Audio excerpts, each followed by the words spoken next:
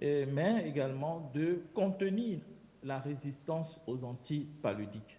Vous savez que cette résistance est liée donc à une pression de sélection due à une utilisation dans de mauvaises conditions donc d'antipaludiques très souvent à dose infracurative. Donc cette pression médicamenteuse sélectionne les parasites résistants. Et nous avons vu ce qui s'est passé avec la chloroquine et même avec la sulfadoxine pyrimétamine les années antérieures, si bien qu'aujourd'hui, ces médicaments ne sont pas recommandés pour le traitement curatif du paludisme. La sulfadoxine pyrimétamine est réservée surtout en chimioprévention chez les femmes enceintes et maintenant des stratégies justement utilisent la chimioprévention par la SP, par la sulfadoxine pyrimétamine chez les enfants notamment. On pourra y revenir. Donc, ça veut dire que si les antipaludiques sont mal utilisés du fait d'un mauvais diagnostic, non seulement on peut sélectionner les parasites résistants, mais également on peut faire des erreurs en matière de prise en charge qui peut coûter la vie aux patients, sans compter l'impact au niveau socio-économique avec justement ces mauvais traitements. Et ce diagnostic biologique du paludisme peut être réalisé par divers outils. Nous avons le diagnostic indirect avec tout ce qui est recherche des anticorps par l'immunofluorescence indirecte, par exemple, et également par d'autres techniques, ELISA, etc. Mais dans notre contexte, ces méthodes ne sont pas très utilisées parce que nous sommes en zone d'endémie et la plupart des populations sont porteuses justement d'anticorps. Mais dans certaines circonstances, on peut mettre en œuvre ces méthodes-là justement en cas de post-infestation, par exemple, dans certaines formes cliniques du paludisme, telles que le paludisme viscéral évolutif, où on a un taux élevé d'anticorps, mais très peu de parasites, donc ils peuvent être observés à la microscopie. Dans ce cas, l'immunofluorescence indirecte trouve toute son importance pour pouvoir justement diagnostiquer, confirmer justement biologiquement ce type clinique de paludisme. Donc, nous avons, en dehors de ces méthodes indirectes, les méthodes dites directes, où on va mettre en évidence la présence du parasite par visualisation même du parasite ou bien par la détection d'antigènes donc issus du métabolisme de ce parasite. Donc, il y a eu beaucoup de techniques qui ont été rapides, par exemple du paludisme que vous connaissez, qui mettent en évidence les antigènes plasmodiaux et qui sont des méthodes qui ont été largement répandues, surtout dans les établissements sanitaires de premier contact et en stratégie communautaire pour le diagnostic du paludisme. Mais il faut dire que ces tests ont des limites parce que en cas de très faible parasitémie, par exemple, la sensibilité n'est pas optimale. On peut passer d'une sensibilité de 95% de tests à 70%. Il y a aussi, très souvent, ce sont des tests qui permettent de détecter l'antigène qui est spécifique du Plasmodium falciparum, qui est l'antigène HRP2. Et ce sont les tests les plus largement utilisés dans notre contexte. Mais une infestation par une autre espèce plasmodiale, telle que Plasmodium ovale, Plasmodium malariae, Plasmodium vivace, pour ne citer que ces parasites, et même Plasmodium knowlesi, on peut avoir un TDR à l'HRP2 négatif. Il y a aussi les problèmes de délétion aujourd'hui de gènes HRP2, HRP3 qui donnent donc de faux négatifs de ces tests. Donc ces tests sont très intéressants, mais ont quand même des limites. Ont quand même des limites. Et puis aussi, il y a les problèmes aussi de réactions croisées qu'on peut avoir avec les facteurs rhumatoïdes, par exemple, avec certaines espèces même de schistosomes, donc qui peut donner des faux positifs. Donc, aujourd'hui, ce sont des tests qui sont beaucoup utilisés, mais il est bon de savoir qu'il y a des limites. Et donc, devant un TDR négatif, souvent, les praticiens et les praticiens sont un peu désarmés et parfois, ils ont tendance quand même à prescrire un antipaludique. Alors que nous recommandons souvent de pouvoir revenir à la microscopie, notamment à travers la goutte épaisse et le frottis sanguin, qui constituent les techniques de référence de l'OMS. Et donc, ces deux techniques-là, ce sont des techniques vraiment standards du diagnostic biologique du paludisme qui restent toujours d'actualité et qui méritent d'être, je dirais, promue davantage en termes de renforcement des capacités pour que nos biologistes puissent être à même de les pratiquer dans les meilleures conditions et de donner des résultats fiables. Donner des résultats fiables. Alors, pourquoi je dis cela? D'abord, pour revenir à la goutte épaisse, nous savons que c'est une technique de concentration qui permet de pouvoir non seulement euh, établir le diagnostic du genre, dit que c'est un plasmodium, mais également de pouvoir déterminer la densité parasitaire, et qui est un élément important, non seulement pour estimer, qui est un critère de gravité justement du paludisme, lorsqu'on a une hyperparasitémie, par exemple, à 250 000 parasites par microlitre de sang, avec Plasmodium falciparum, c'est un critère de gravité. Donc, il est bon que la parasitémie soit bien établie par la goutte épaisse. Autre élément, c'est que cette parasitémie nous permet de suivre l'évolution du traitement et voir si on est en échec thérapeutique ou bien si on a une réponse clinique et parasitologique adéquate. Autre élément également, la goutte épaisse, du fait qu'on arrive à dire que c'est un plasmodium, ça a une valeur également non seulement clinique, mais aussi en termes d'épidémiologie de la maladie. Associé au frottis sanguin, le frottis sanguin qui nous permet de préciser l'espèce parasitaire, ça nous oriente véritablement sur la conduite à tenir en termes de traitement, parce que tout paludisme n'est pas, toute espèce plasmodium n'est pas espèce plasmodiale. Falciparum, par exemple, on va s'attendre à une résistance, pourquoi pas, aux antipaludiques. Avec Plasmodium ovale, on peut s'attendre à des Plasmodium malaria, on peut s'attendre à des problèmes donc d'insuffisance rénale. Et avec Plasmodium vivace également, des rechutes à distance. Donc, aujourd'hui, il est important que les biologistes sachent que, et même les cliniciens, que l'identification de l'espèce plasmodiale tient une place importante dans la prise en charge de qualité du patient. Et bien sûr, derrière aussi, on peut voir la répartition des espèces dans une population donnée. Donc, c'est une valeur épidémiologique très, très importante. Alors, donc, la microscopie est toujours d'actualité, surtout avec la goutte épaisse et le frottis sanguin. Il y a une autre méthode microscopique qui est, qui est le QBC, qui permet de pouvoir, par la coloration de l'ADN,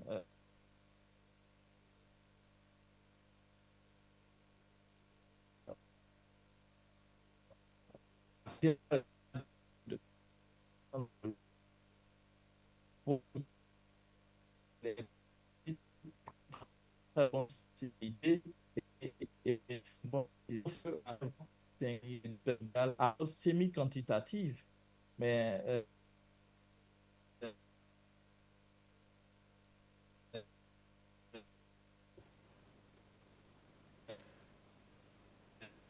Allô, professeur? bon,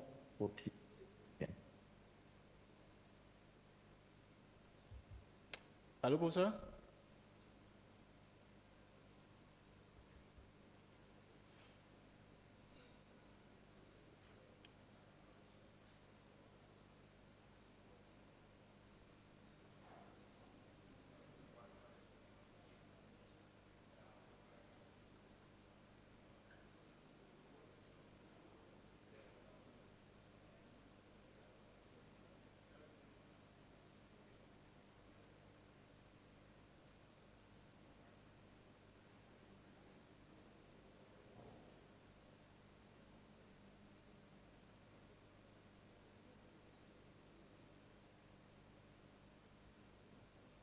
malheureusement, sur le terrain, les difficultés qui se posent, c'est que souvent cet examen n'est pas très bien mené.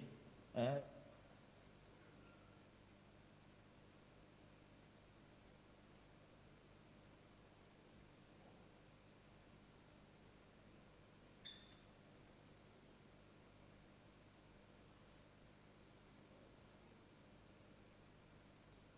Donc, ce sont des choses qui ne sont pas toujours respectées. On a beaucoup sur le marché des DMSA de très mauvaise qualité. Nous en faisons l'expérience ici, si bien que souvent, ça rend difficile la lecture des lames. Il y a aussi le fait que il y a des artefacts Donc, souvent, les techniciens prennent pour des plasmodiums, mais qui ne sont pas des plasmodiums.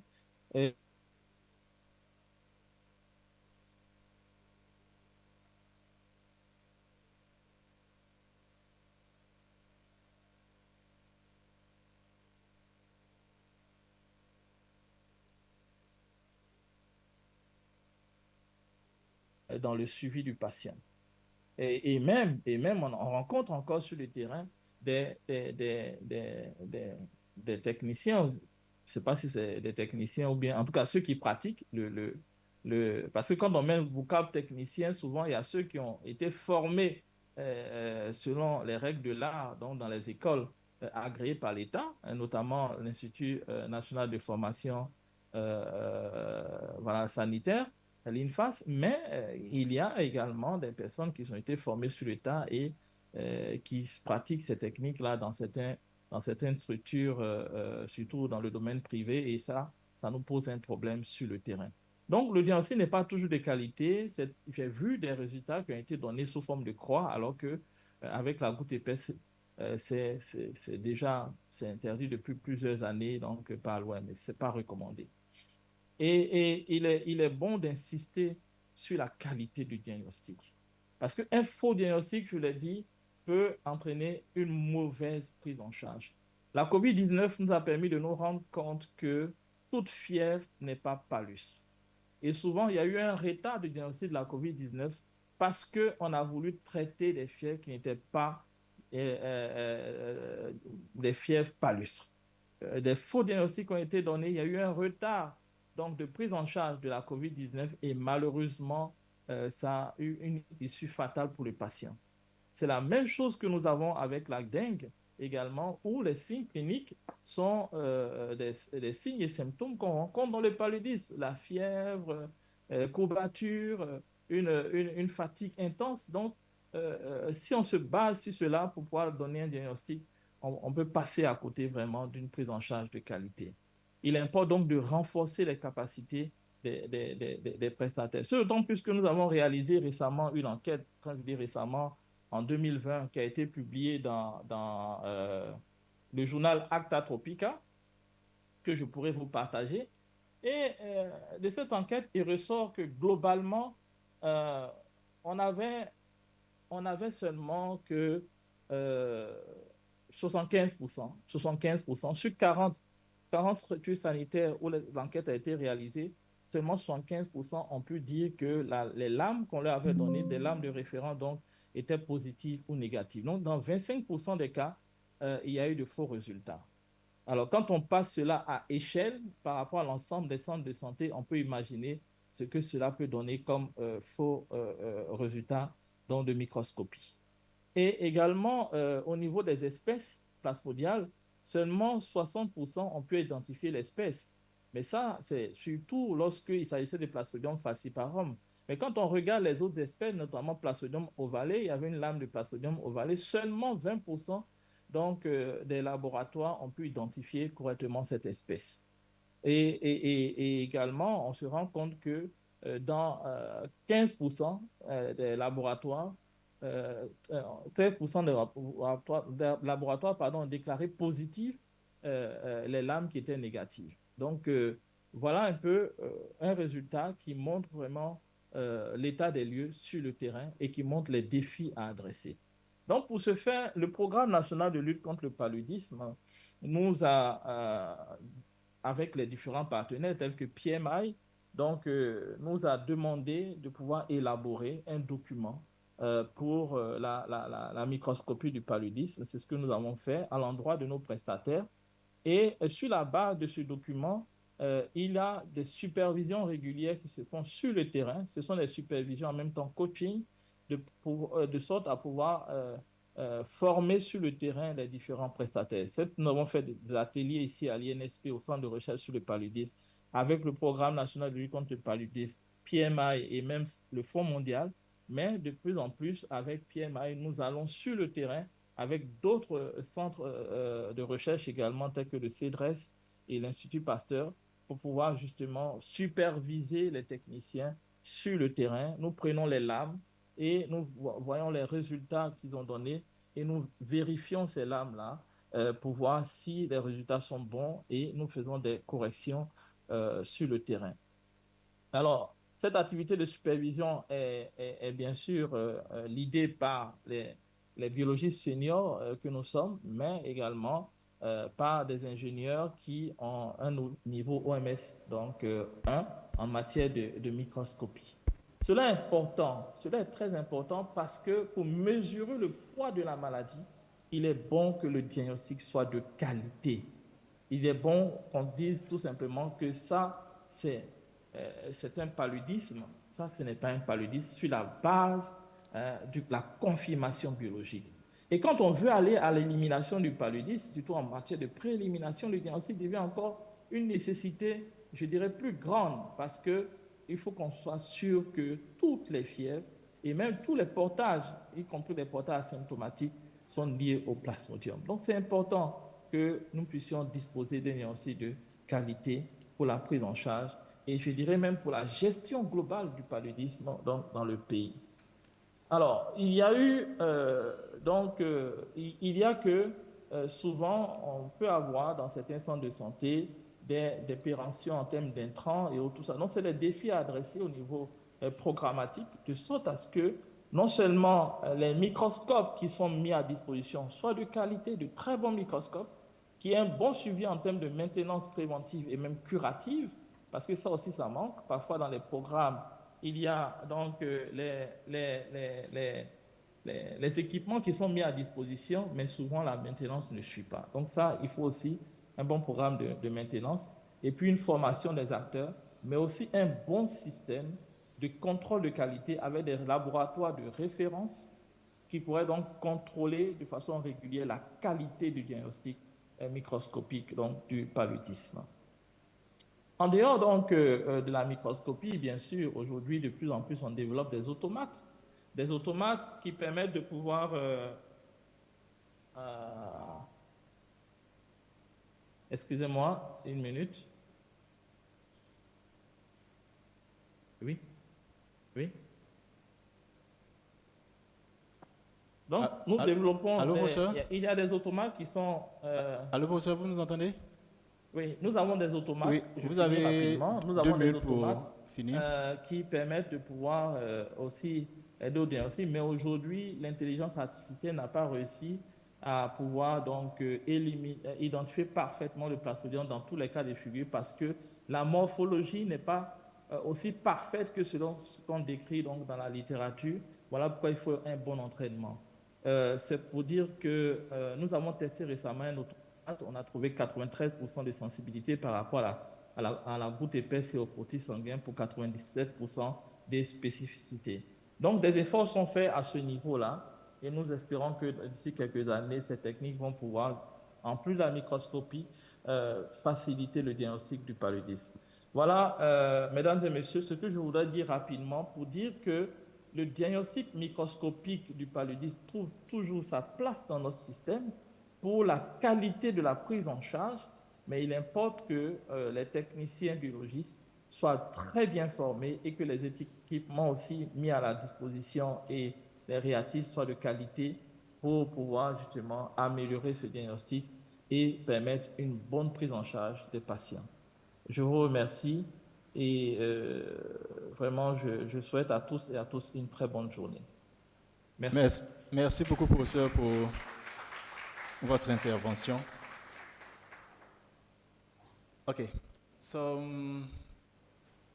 thank you for attending this brilliant presentation from Prof. Yavo, the Director General of ENSP. As you all know, and he said, malaria is an endemic disease all over Africa. For now, we will make a short break. So please, ladies and gentlemen, feel free to stand up, have a coffee, have fruits, anything you want to relax. Thank you.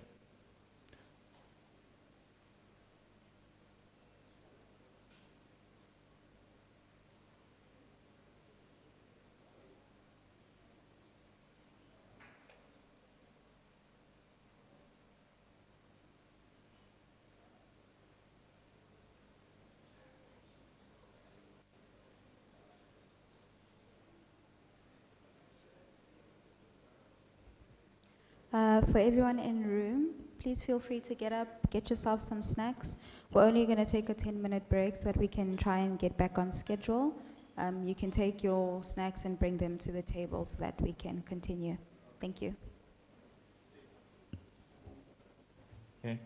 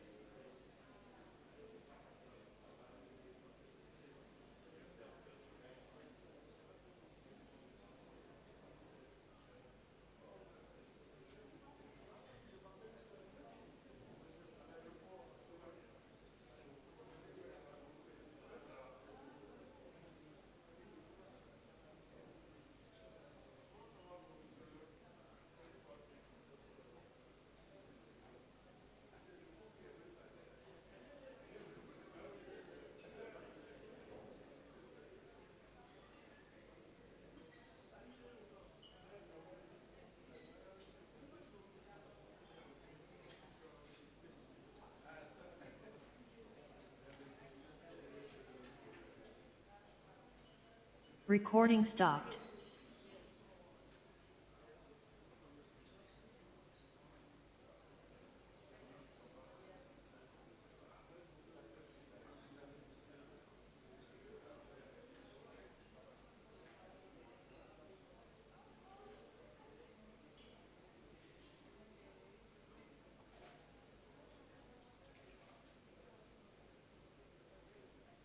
Recording in progress.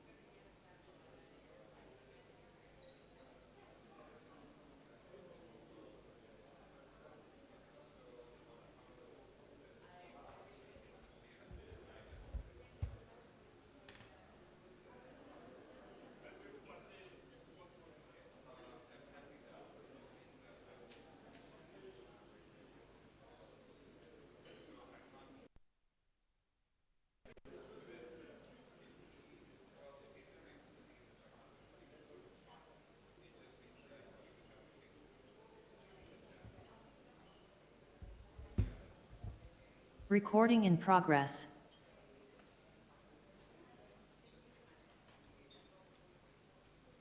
Let's try this one.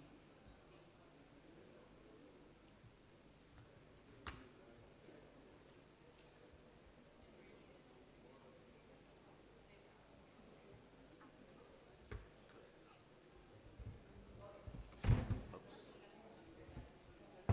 This is the problem with Macintosh sometimes. Yeah. Yep.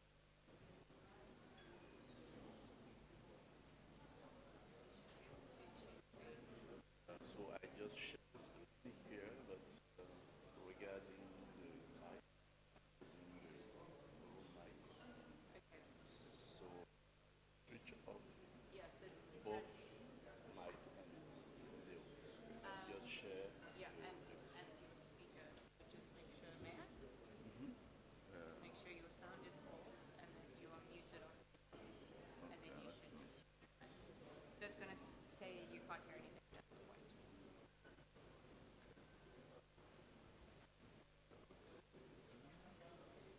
Just,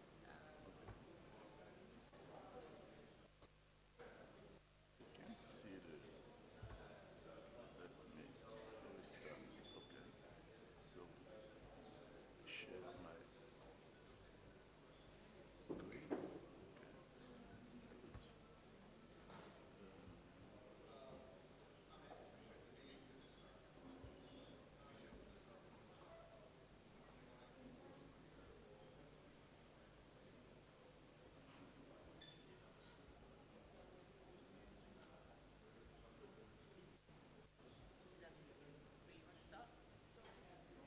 Yes, I want to go back to the, okay.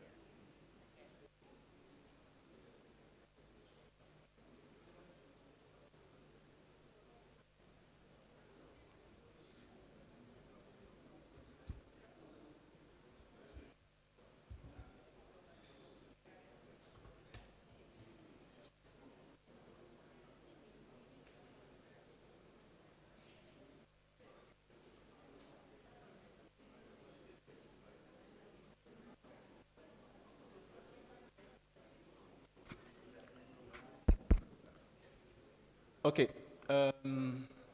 Mesdames et messieurs,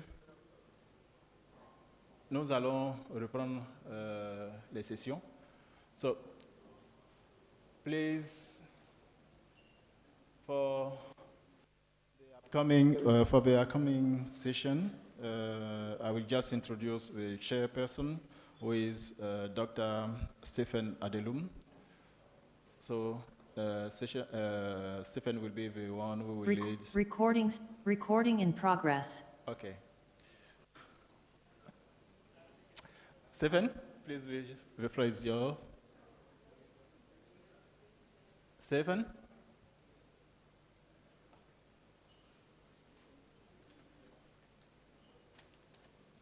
All right.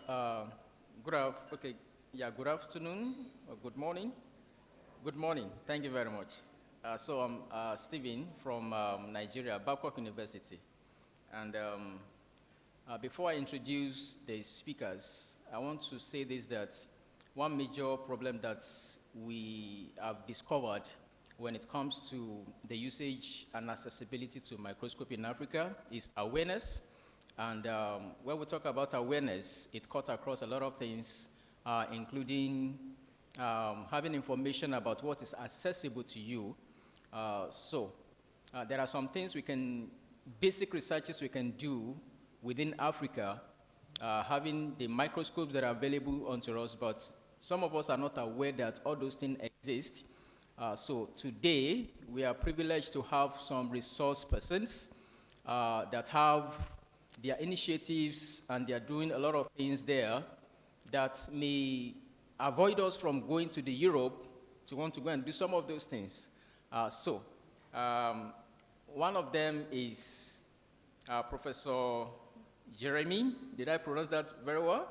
All right, thank you very much.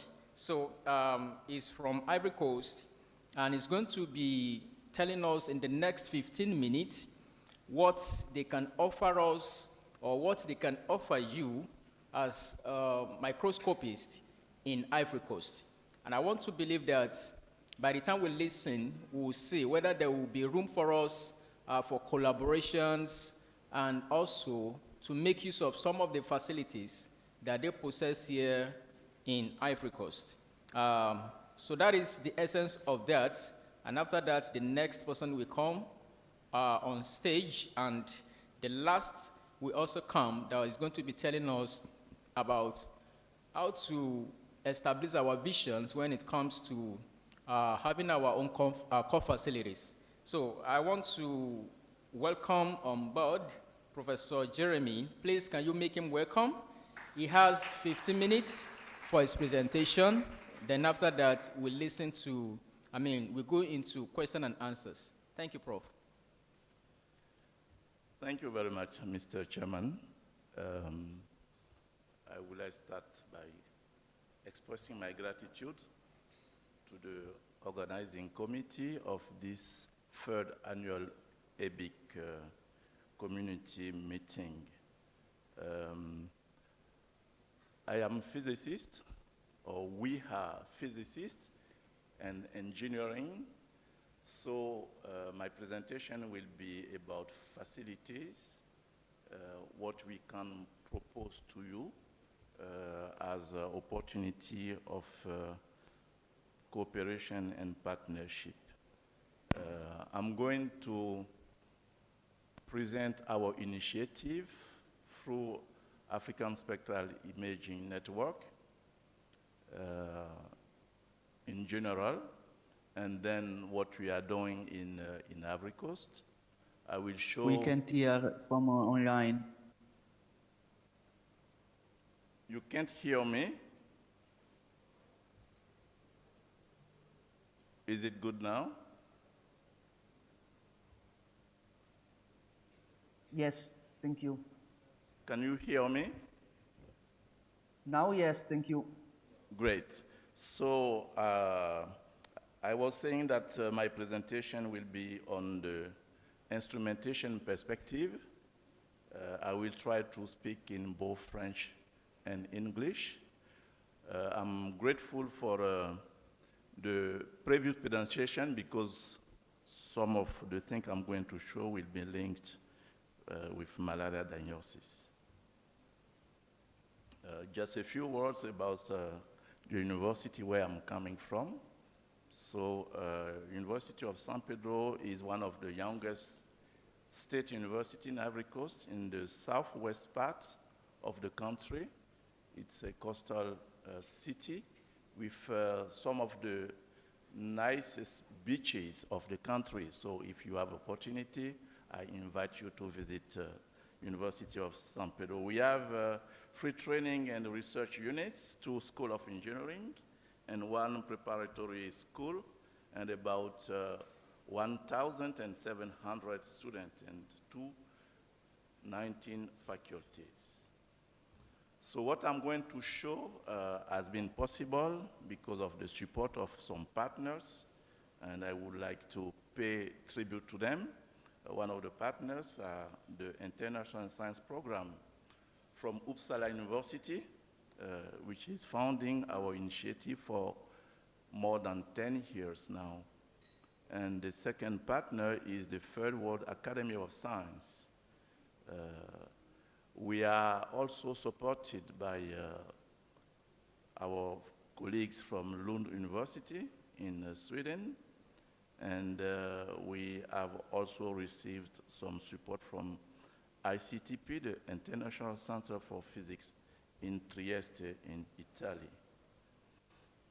So we started this initiative because sometimes it's very difficult. Recording in progress.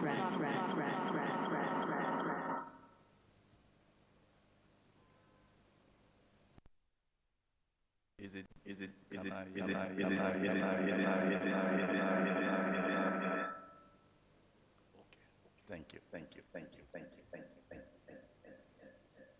So I should not touch this. It's asking yeah,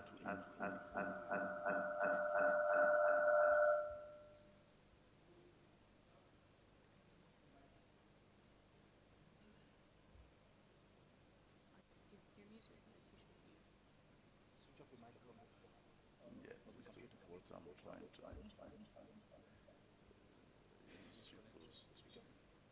It's supposed to be off.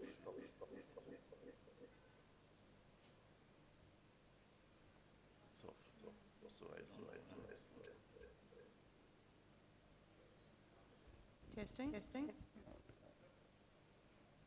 We still have some echo.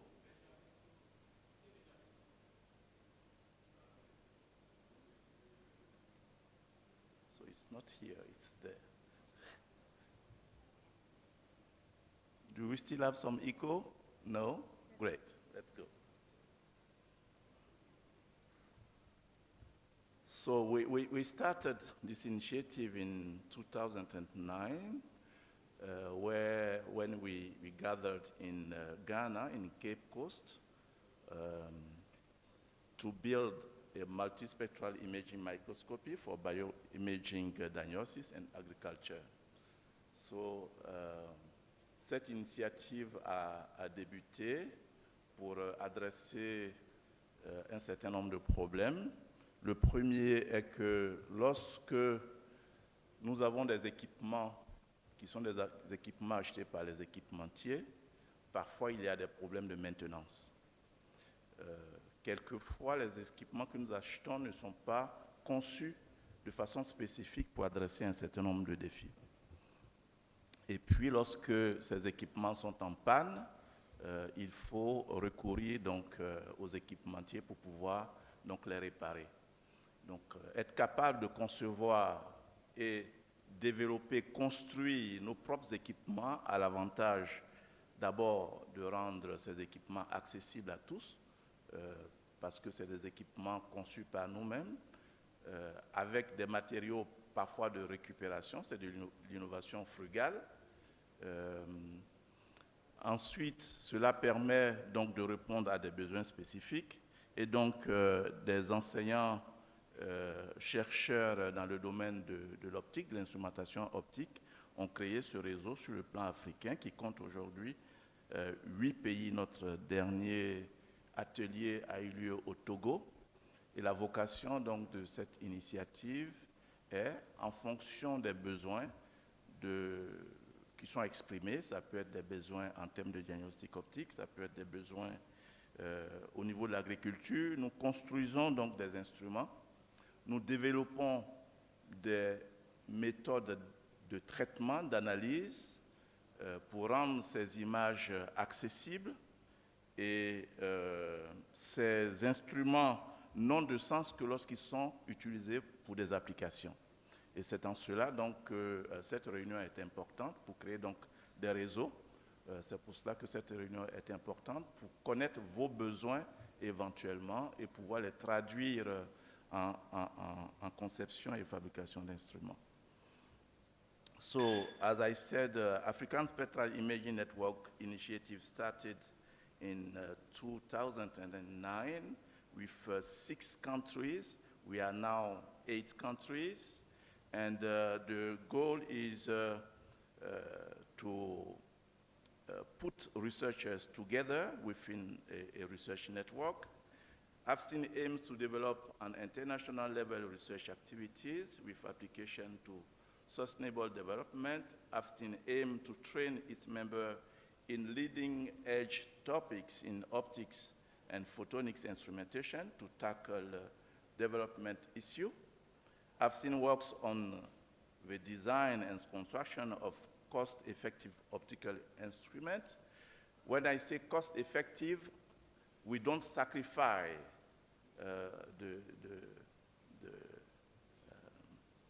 the quality of the instrument.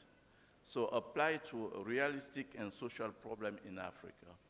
I've seen organize periodic training for young scientists and PhD students, and I've seen develop application in medical, agriculture, and in environmental areas. So for any of you who has a topic which needs us to develop, design, and construct equipment, you are welcome. The Ivorian nodes have developed a number of facilities. The first one is an optical tweezers. An optical tweezers is a microscopy-based micro and nano manipulation of particles or biological specimens. Using this equipment, we were able to measure the elasticity of red blood cells. We applied it on malaria because we read that when a red blood cell is infected, the parasite will generate some substances which is going to rigidify the membrane. So the membrane rigidity was used as a diagnosis target for malaria. So this equipment was used, and technical methodologies was developed to be able to measure elasticity on the scale of piconewton forces and look at the elasticity at this level. But these techniques can be used also for many other micro and nano manipulation of biological specimen. I'm not going to remote sensing spectroscopy because it's not in our scope. We have also an instrument we developed for super resolution light microscopy using some techniques called multiplexing, temporal multiplexing technique. So we are able, by using these techniques, to see details below the ABIC limitation, mainly 200 nanometer scale. We also have developed a light sheet spectroscopy instrument, but I'm not going to talk about this, even if it uses images to go beyond the Beer-Lambert law limits. That means we are able to measure optical properties beyond the capacities of Beer-Lambert law limit. We have also developed a LED spectral imaging microscope. I will come back on these techniques, and a laser spectral imaging microscope as well, used for both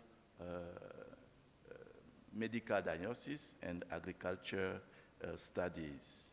We have also developed an inline holographic microscope and a speckle imaging techniques for looking at capillarities within the skin for those who are interested in such applications. So I'm going to focus on one of the current challenges we are trying to tackle, which is optical staining of biological specimens for light microscopy. I will give some background about this work. When we are performing a light microscopy, what we want to have is to get a contrast in the field of view and be able to analyze the component inside the cells we are analyzing. But the problem is that these cells are similar refractive indices. We face the problem of transparency of biological tissues, low absorption of light, lack of natural color, thickness of the specimen, etc. So what is currently done is to stain these biological samples by using chemicals, like in the malaria diagnosis. We are used to use GIMSA to get this contrast. Some techniques, optical techniques, are based on phase contrast microscopy, differential interference contrast, fluorescence microscopy, spectral imaging. But the problem with all these techniques that we need a technician to perform this staining. The phase contrast microscope is expensive, and for Africa countries, it's not accessible. It's the same problem with differential interference contrast. Fluorescence microscopy also needs some sample preparation, and it's one of the reasons why we decided to develop the spectral imaging. So instead of using a chemical to bring this contrast, we are going to use the response of each cells according to the interaction with the light, from UV to near infrared. So this technique was used in this instrument. You can see here. So for the same region of interest, we will take a number of images with different wavelengths. And we are able, by using the pixel answer for each wavelength, to get a spectral information which is able to bring contrast in the cells. So that's one of the things to show the type of collaboration we can have with the biologist. So we replaced the chemical staining with spectral staining. One of the interests is that you can make an automatic parasitemia measurement, and you can identify the species and the life stage during the diagnosis. This is one of our first work we did with the Raman microscope. You can see in these blood cells the fingerprint, the spectral fingerprint of each component in these blood cells. And by using this spectral fingerprint here, you can see, and using hierarchical decomposition, we can distinguish all the constituents of the blood cells. We used it for drug target studies. We also developing an LED microscopy, and that's one the result we got. So by using this technique to differentiate between the fingerprint, the transmitted light fingerprint from an infected red blood cells and unhealthy red blood cells. So this technique can be used in the other area where people are usually staining cells. So we can interact on such a things. I guess my time is almost over, so just show you the malaria diagnosis. By using these techniques, you can automatically distinguish between the cells which are infected and the ones which are healthy and determine. So we were able to reduce the time of acquisition, reduce the processing time, improve the contrast, improve the processing time to get a quick result. So thank you very much for those who are interested in what we are developing as instrument. We can discuss during the break. Thank you very much. Do we have time for questions? Yes. Okay. All right, can we make him welcome once again? Thank you very much. That is a wonderful presentation, and I want to believe that we have heard a lot from him. Under 2 minutes, we want to listen to questions from anyone. Do you have questions for him? All right, in one hand there. Any other person, please? All right, I'm seeing another at the back. All right, let's start with Joe. Thank you very much. Quickly.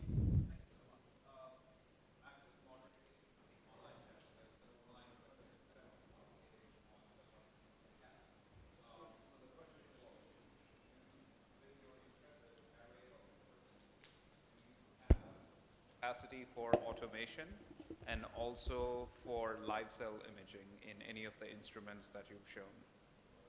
Can you say it again? With the instruments that you've shown, do you have capacity for automation, like automated image acquisition, and also for live cell imaging? Thank you very much. The optical tweezer techniques is a live cells imaging techniques. But for the multispectral and multimodal techniques, we have to fix the sample on the slide. But it can be also seen live if we invert the microscope. The one we are using now, we cannot keep the objective is beyond. So we just need to inverse to be able to make it live. But it's not a big challenge for us to do it. I think that was the question. Okay, thank you very much.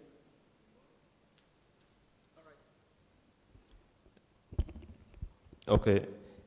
Thank you very much, Professor Zhu, for your wonderful talk. Thank you. My question is about the development of these devices that you are doing. I wanted to know, have you ever developed devices related to the identification of specific secondary metabolites in plant tissues? Because I'm interested in plant tissues, the identification of secondary metabolites in plant tissues. Thank you. Thank you very much. Yes, we have a lot of application in plant tissues. I have supervised, I think, 2 or 3 PhD theses on this subject, so it's something which is possible. And all the techniques we are developing can be applied in any subject related to optical microscopy, light microscopy. So, as I said, we just need to transform your challenge in an opportunity to develop a new instrument. We are trained for that. We develop instruments, but we also develop tools to process the images, to analyze the images, and make it available and relevant for you. So if you have anything you want us to collaborate on, we are available for that. Thank you very much.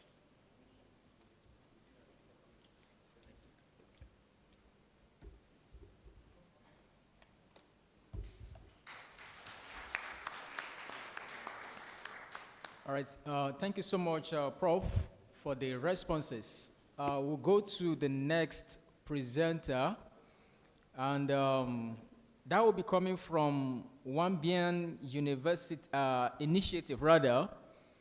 And the person that will be speaking with us is from University of Ghana. Can we make him welcome as we listen to what they can offer everyone, the whole community from Ghana? Thank you very much. You have 15 minutes. And when you see me stand beside this pole, it means you have 2 minutes left for your presentation. Thank you.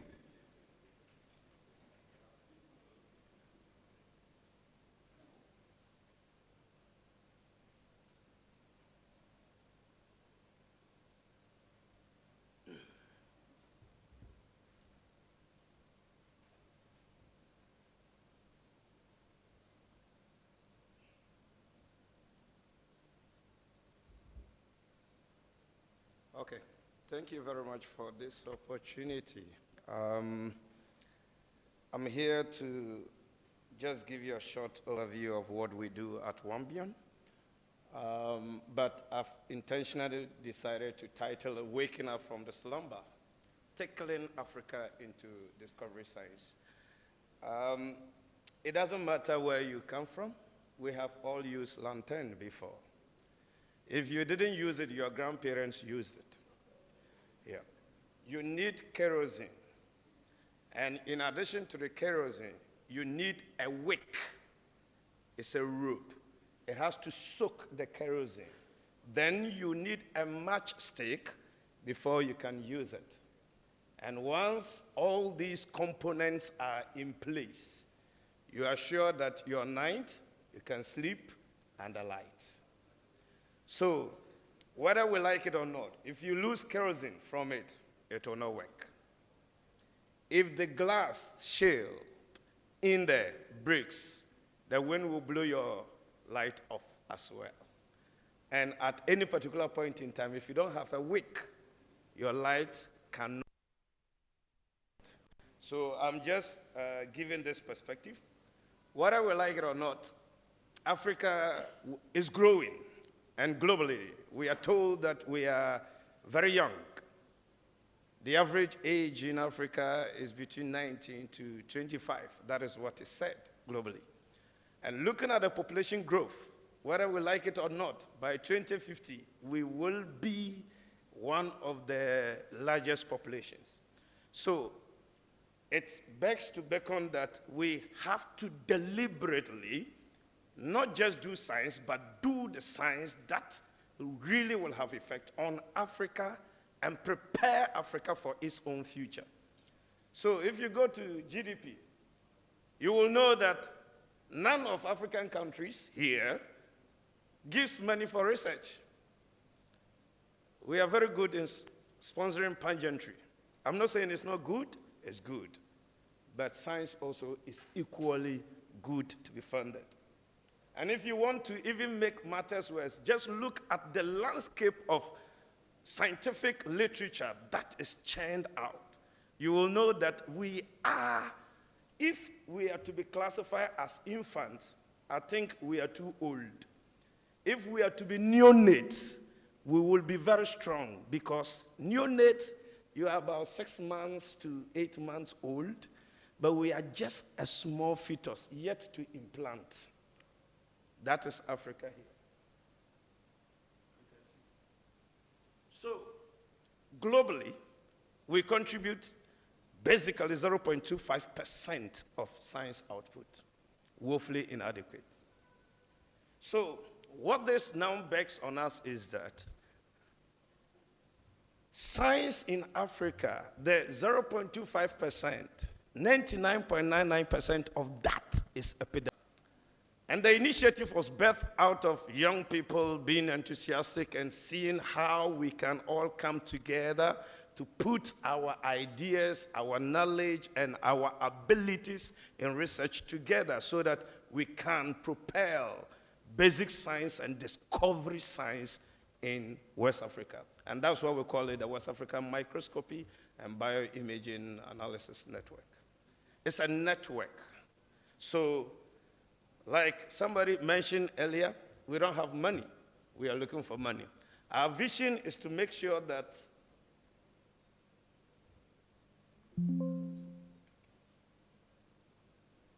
it's not responding.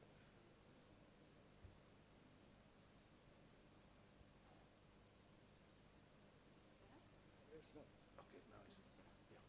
So our vision is to build a world-class network of microscopy enthusiasts ready to confront societal challenges and to provide access to higher-end imaging platforms and make sure that there is active discussion. You can do science, but if you don't have like-minded people to discuss the science with, you are just an island and you perish out. So why Wambian? We are closer to you. We are here. And the essence of it is that it doesn't matter whatever you're doing, your area of research. We should be able to sit down with you, brainstorm with you, and help you design ways to use either imaging or basic science tools to enrich your research. And also, since majority of the research in this part of the world is clinical, we try to come in to see how we can help individuals use imaging. So over the years, Wambian actually started with these individuals coming together. And it's very funny recently when we started talking. So our first workshop was in 2016, April. And in that workshop, it was funded by Trend. And that time, Mahmoud was in charge, but he didn't know that he was funding Wambian in the making. And ever since, all the activities we do, we make sure that we are all in together and we are contributing towards this. So, like I mentioned, we've had a number of training events. Our training events are in different folds. We do for early career, mostly students in training, undergraduate students. Then we have the master students. Then we have the advanced, those PhD students and postdocs who are, the problem is that they were trained outside with discovery in mind. Then when they came back into the they can do it. So we bring them together and we tell them that it's possible. Get up. We are here. You are not an island. Let's join hands together and we can make it possible. So with this, I will try to just give you an example of some of the things we have just been triggering others to do. So, like I mentioned, since 2016, every year we have workshops, one for undergraduate and master students, and one for PhD students, postdocs, and early career PIs. So, this is an example, imaging the pathogen. Whether we like it or not, our environment is pathogen rich. And anywhere the environment is pathogen rich, it is discovery rich as well. But how many discoveries has come out of this place? If you go into the international database for patents, the whole of Africa, our patent rate is 0.5%. Then when you come to West Africa, it's 0.1%. It's woefully inadequate. We need to wake up, and that is why these kinds of initiatives. This pathogen we imaged was trypanosomes. We isolated it from a dog that was infected. I just will go back to the earlier talks and then the malaria again. We are looking at malaria, but then at a different context here. We have malaria infecting individuals. Your children, your brothers, your sisters, they are getting down with malaria. And you yourself, you get it. Now, you don't easily get to go to hospital because of malaria. Why? Possibly you've built immunity. But when you travel out for 6 months and you come back, you become like a day-old child. So, what does your immunity teach us? And that is what we took. So we went into the population, got people who have been infected and those who have grown in different age groups, and now we are asking, what antigens, what molecules of the parasite can your body see and recognize? And that is what some of the things we're doing. And as you can see here, this was done by one of my PhD students. He could show a protein. It's not characterized in the malaria database, so we have just named it the Plasmodium falciparum subtilistin-like domain-containing protein, PFSDP. So what we have shown basically is that it's localized in the late stages of the parasite. And if you go into the gametocyte stages, it is also there. And one particular thing we can show here is that if you look in the population and you ask how many of them react to it, you will find people showing good immune reactions to it, and we believe that it has something. One other candidate we have shown is called PFMAP. It was not named, we named it PFMAP. It is Plasmodium falciparum merozoite-associated armadillo repeat protein. And what we have successfully shown is that using imaging, we can localize it in different stages of the parasite. What I will want you to see here is this. This is a merozoite, and the size of a merozoite is 1 micron. So if you were to do any other imaging, you will not be able to pick it, but then we can really localize it nicely from here. And then we can study it, we can show that the new antigen we found is better than currently the next line of malaria vaccine candidate, PFRH5, in Burkina and Mali. So we can show it, it performs very, very beautifully in terms of activity. You can see from here, both the RH5 and the PFMAP, they all perform very well. And if you want to look at it seriously, one thing is clear. This is malaria parasite that has burst as a live cell imaging. It enters red blood cell. And the whole thing is that the parasite, it's bursting, it's going to infect red blood cell, is all research intensive. So what we say is that there are more questions than answers. And like you mentioned, you can use different imaging techniques. I've used atomic force microscopy, a lot, the optical tweezers and all those things to help us learn more. And if you look at it here, you have a host red blood cell, you have parasite. They have to interact, and before one can be comfortable. There are a lot of questions in there. What are they interacting? Receptor-ligand interactions. What are they using? Number two, the red blood cell has its own network, the cytoskeletal network. How does it change even when parasite enters? Number three, if even you want to ask, what at all signals the change? So there are a lot of questions in there. And I believe that if we give ourselves more time and encourage each other, that it is possible in the continent, and you and I, our questions will not go waste. We can rise and discover more in this area. Thank you.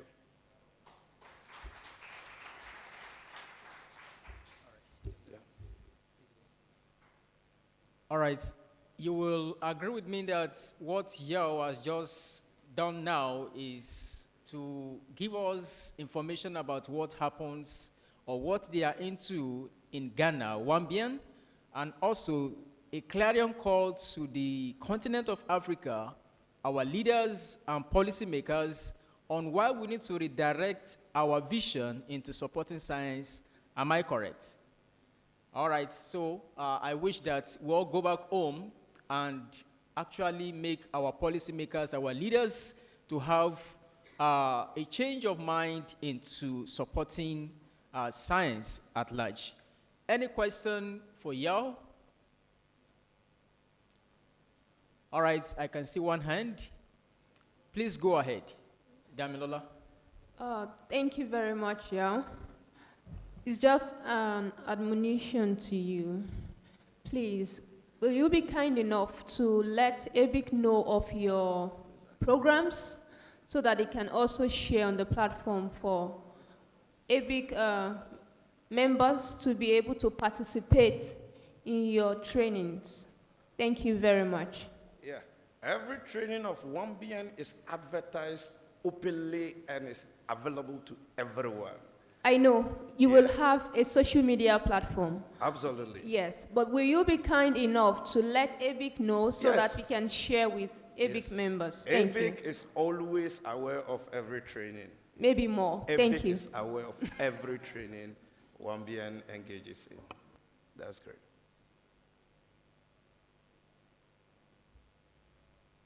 Any other question? All right, thank you very much. Let's give him a round of applause. Thank you very much. Without much ado, we go to the next speaker, and we want to listen to Happiness, who is actually from the Northwest University, to come and intimate us with what they do in their community. Let's make him welcome. From South Africa, definitely. Thank you.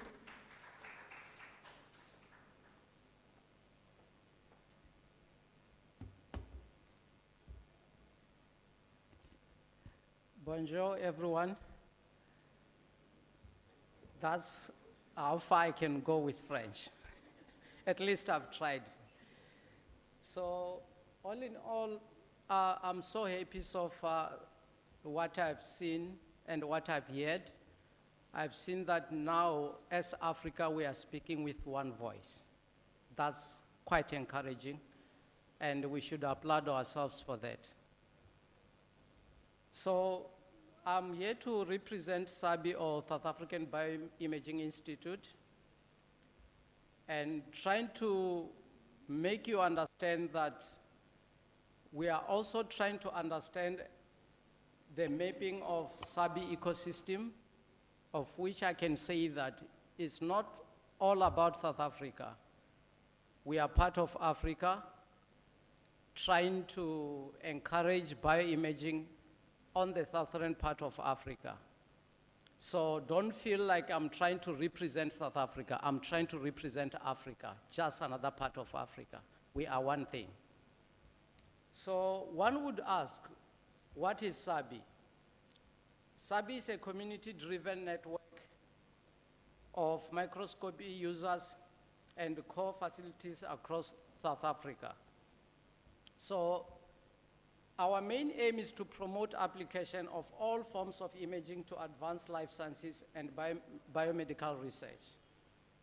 So we also have our own mission, which is to promote the uptake of imaging through training initiatives and programs to increase exposure and awareness of microscopy. And most importantly, is to connect imaging researchers for the sharing of resources and knowledge. And also to advocate for imaging sciences to funding bodies and policymakers.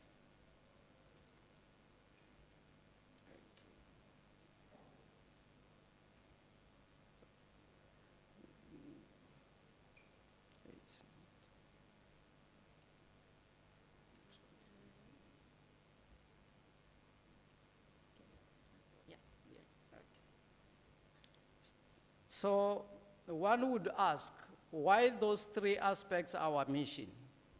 So they are our mission because bioimaging plays a major role in skills, training, job creation, and capacity building.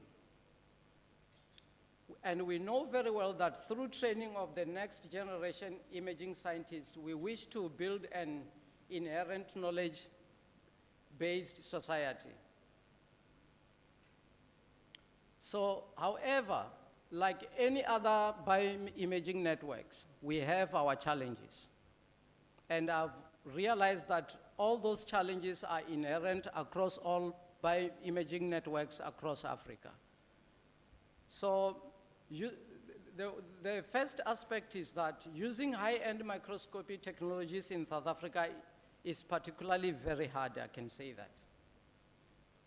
Due to the fact that to access to knowledge, to know-how with such specialized multi-million rand equipment or instruments, it's not easy at all. So being able to generate data that is globally competitive and hence technically sound, adhering to all correct and internationally leading imaging standards is important. So this bears the second challenge, being able to handle big data and to conduct correct image processing and image analysis. So with limited funding and major responsibility to train students, not much time and funding can be spent on experimental optimization and risk must be low. So reagents are costly, we all know that very well. Often challenging to import, hopefully it's not only in South Africa, and some of this is not implementable in all labs in South Africa, which I think is the case all over. So now we are trying to do facility profiling, and there are several imaging facilities in South Africa offering bioimaging services. So the scope of the services varied tremendously among these facilities, some offering the services only in-house, others being open access, some charging user fees, other being accessed only through an application process. So each also offers access to a variation of technologies. And SABI has started a facility profiling initiative to explore the different models with its strengths and weaknesses though. So the question is how these facilities approach training and the staff profile of each. So we aim to compile the results together with all facilities which would further support communication with policyholders and funders. So we have at least data for 12 active institutions with imaging facilities in South Africa. That's why I'm so happy that ABIC is trying to collect data so that we can know which institutions have got imaging facilities. I can tell you in South Africa we have more than 12 university institutions, and some of these institutions have got microscopes, I can tell you that. But they are not active at all, which leads to underutilization of these equipments. So we also have support from industry board, and South Africa imaging scientists are well supported by industry partners, which is very good. And from these companies, they are offering microscopy support and training to those who are suppliers of reagents and consumables specifically for imaging technologies. Although industry partners and researchers are well connected, there is no coordinated collaboration currently, which is the main challenge, and which is a thing that we are advocating for today for all the bioimaging network. Let's collaborate together. I can tell you, as Yao has indicated, that there is a lot of questions out there. And I can tell you, through collaboration, we'll be able to answer these questions. So, with the support of the industry board, SABI plans to appoint a dedicated community coordinator in a very near future. And I can tell you, for Precious, I can tell you, we are deciding to go this road because we have seen of the good work that you have done as a coordinator of ABIC. I can tell you, you are making our life much, much easier. I can tell you, Karen nowadays, she's probably getting some time to sleep. So the users, even though you see my image there, I apologize of being biased. Due to the POPI Act in our country, I decided that I would rather use my own image so that I cannot get myself into trouble. So imaging facilities and the imaging industry would not have any value if they are disconnected from the users of the technology. And life sciences research is very strong in South Africa, with many researchers addressing the sustainable development goals of the UN in various ways. The users of the imaging technology includes established researchers, postgraduate students, and anyone who exploits the benefits of imaging in life sciences. So SABI website is a platform specifically to support and advocate for our researchers and postgraduate students. On this platform, we share resources and methodologies. We also showcase the network of our scientists through publication and interviews and sharing information on local and international training opportunities. So this is what I'm talking about, the fine focus interview. That's where you can also see my face again. At least in this case, I get consent of the other faces that you are seeing there. So I also like this quote wherein one of our interview said that life is not about sitting in meetings, but I can tell you, with exception, this meeting is worth it. And I keep on encouraging this kind of meetings. Therefore, the exception is that there are certain meetings that should not be held. Okay, so life is about doing things in science, which we are advocating for today. And never lose the sense of marvel of looking at things. That's why I could see that Yao's face was shining when he was talking about the published work that they had there. So the sense of beauty that you get from looking at biological specimen, I can tell you, is something else. It makes you feel like a child. So the interviews that we had with these different researchers were held in October this year, and you can be able to access this interview on YouTube. So SABI also have got training opportunities wherein we do sharing of know-how. And in May this year, SABI hosted an online workshop on the basic principles of image analysis software, which is Fiji in this case. And in 2023, one of our applications for the African-France Joint Initiative for Biological Imaging was successful, with Dr. Ludovic Leconte, who visited Stellenbosch,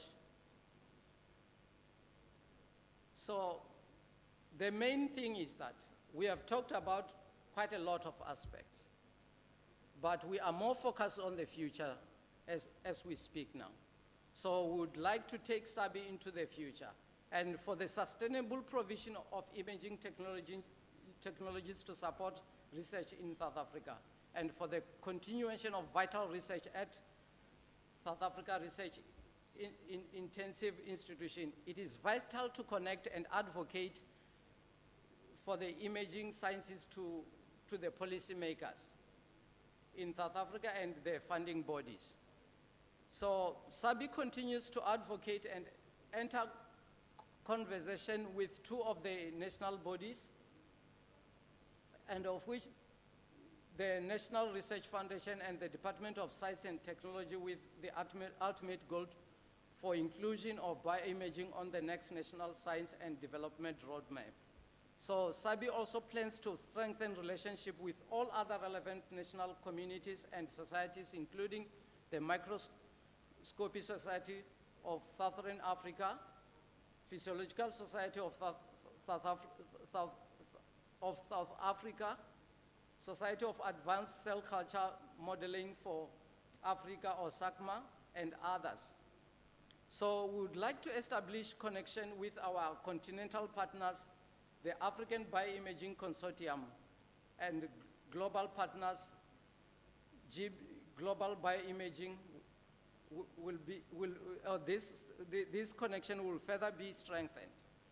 We are also aiming to grow the critical mass of this community and continue to build this network to reach its full potential. So we would like also to showcase South African imaging published work in 2024. As you can see there, if you would like to see the work, then you can see all the references there, or these are cited work, which is quite encouraging, and this is what we are looking for. And I can tell you, we are able to break these grounds by making sure that we are not working in silos. And I can tell you, if we can collaborate here, we can do more. So I would like to thank ABIC, CZI, SABI, CRS for hosting us, and lastly, the institution where I work from, the Northwest University. Thank you.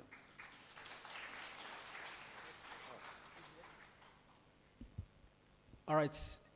That was a wonderful presentation from Happiness, who is the representative from SABI. Do we have questions for him? Question from anybody, please?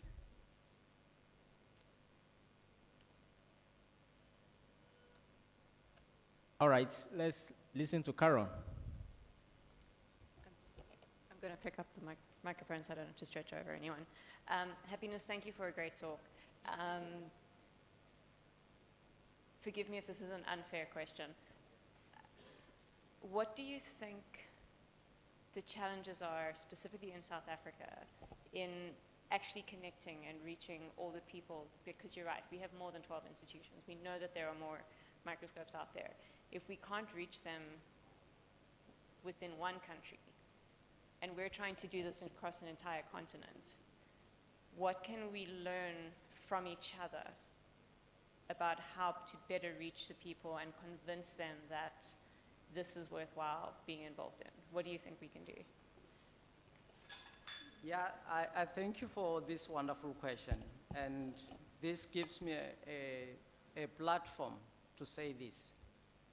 I can say the main challenge is working in silos, and how can we break that? Let's try to increase visibility. Nowadays, I can say that we are much more fortunate compared to the scientists a decade ago. All we can say, this is not only for South Africa, it's for all bioimaging networks across Africa. Let's increase our visibility.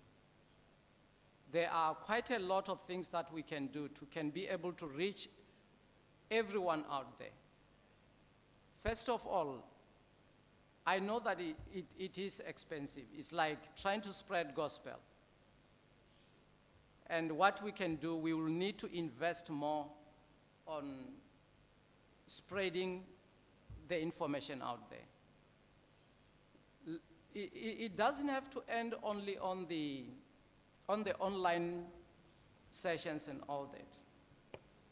Let's try to post these things either on LinkedIn, Facebook, and on everything. I can tell you, platforms like X, Facebook, LinkedIn, and all that. I like the fact that everyone visits them now and then. I can tell you there are those who cannot spend a day without visiting them. Let's try as much as possible that everyone is aware of what is happening around them. Because it's quite disturbing to find that in South Africa we have more than 12 institutions, let alone. But I can tell you, only 12 institutions are active when it comes to bioimaging. I'm urging everyone, let's try to post these things as much as we can. I know that some of us, we were born before technology, but unfortunately we are living in the era of technology. Let's invest more.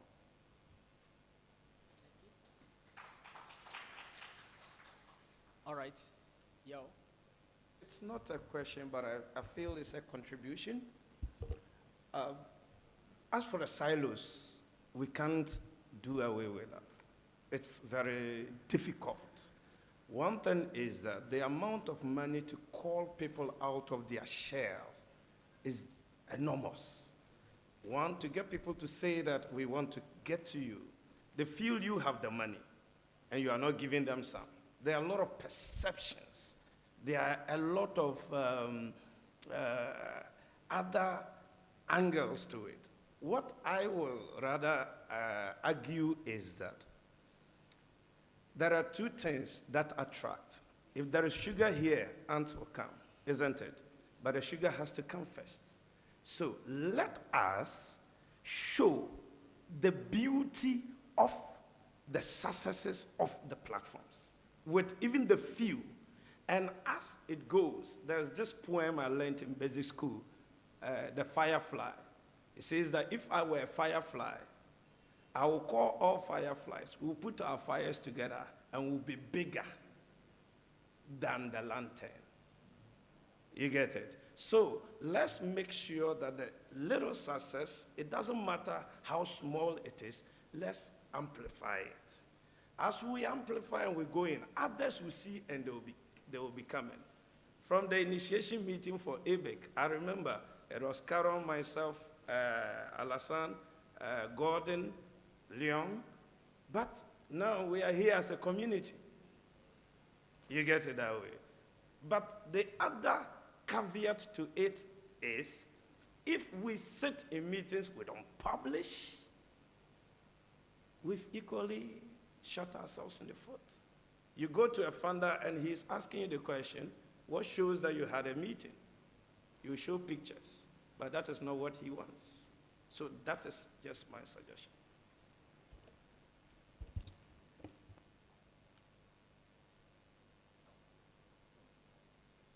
All right. It's very great. Let me submit here that 3 initiatives have come up to tell us what they do, and it is a charge to every one of us from other various parts of the continent that we can also go back home, do something. And it is not a matter of we are being divided because we have a bigger family, ABIC, to always bring us together. So that is a charge, and I want us to go home with that charge. As we come to the final stage of this session, we want to listen to someone who is going to give us insight on how to establish core facilities. I said earlier that if you have a vision of having your own core facility, we are going to listen to someone here who is going to be telling us because she's experienced in that. So permit me to quickly run through a biography under 1 or 2 minutes. Samira is going to be speaking with us. And Samira is a biologist who works as the head of core facility at Institute of Biology at École Normale Supérieure, I want to believe I pronounced that very well, in Paris, France. She has a strong experience in core facilities since 17 years, and she's involved in different working groups in networking, France and France bioimaging. She was born in France and grew up in France, but she is from Algeria. So she wants to help us to establish core facility in Algeria. She's involved for that in ABIC community, and she will present the importance of the core facilities. Make Samira welcome as she tells us what it takes and how to go about it when it comes to establishing a core facility in the next 15 minutes. Thank you.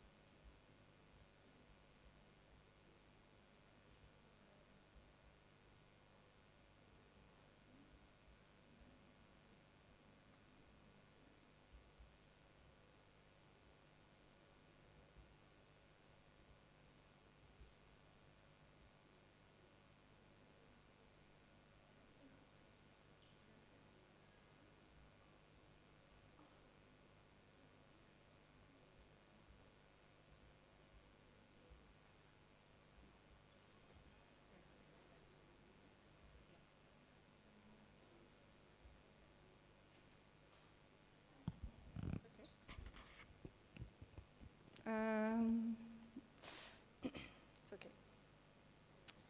Good morning. So, thank you very much to this opportunity to come and talk with in the ABIC community. So, it's very short today, just 15 minutes to talk, and I talk a lot. So, I did a webinar the last week, so you can maybe just see the recording. So I'm not going to tell you how you can establish managing core facility, but just share my experience, and maybe it can be useful. So, okay, sorry.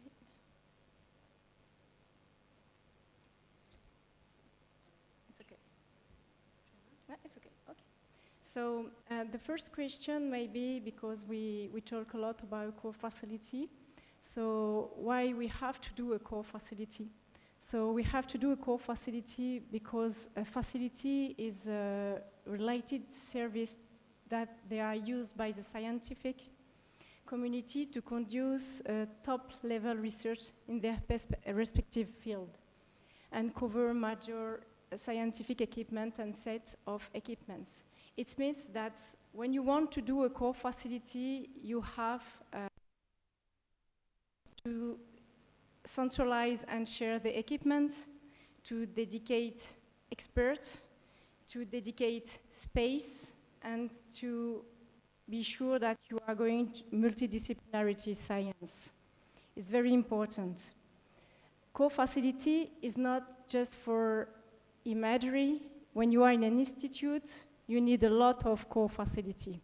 And core facility has to work together because we can have more core facility has expertise. So for example, genomic, proteomic, animals, flow cytometry, biochemistry, and we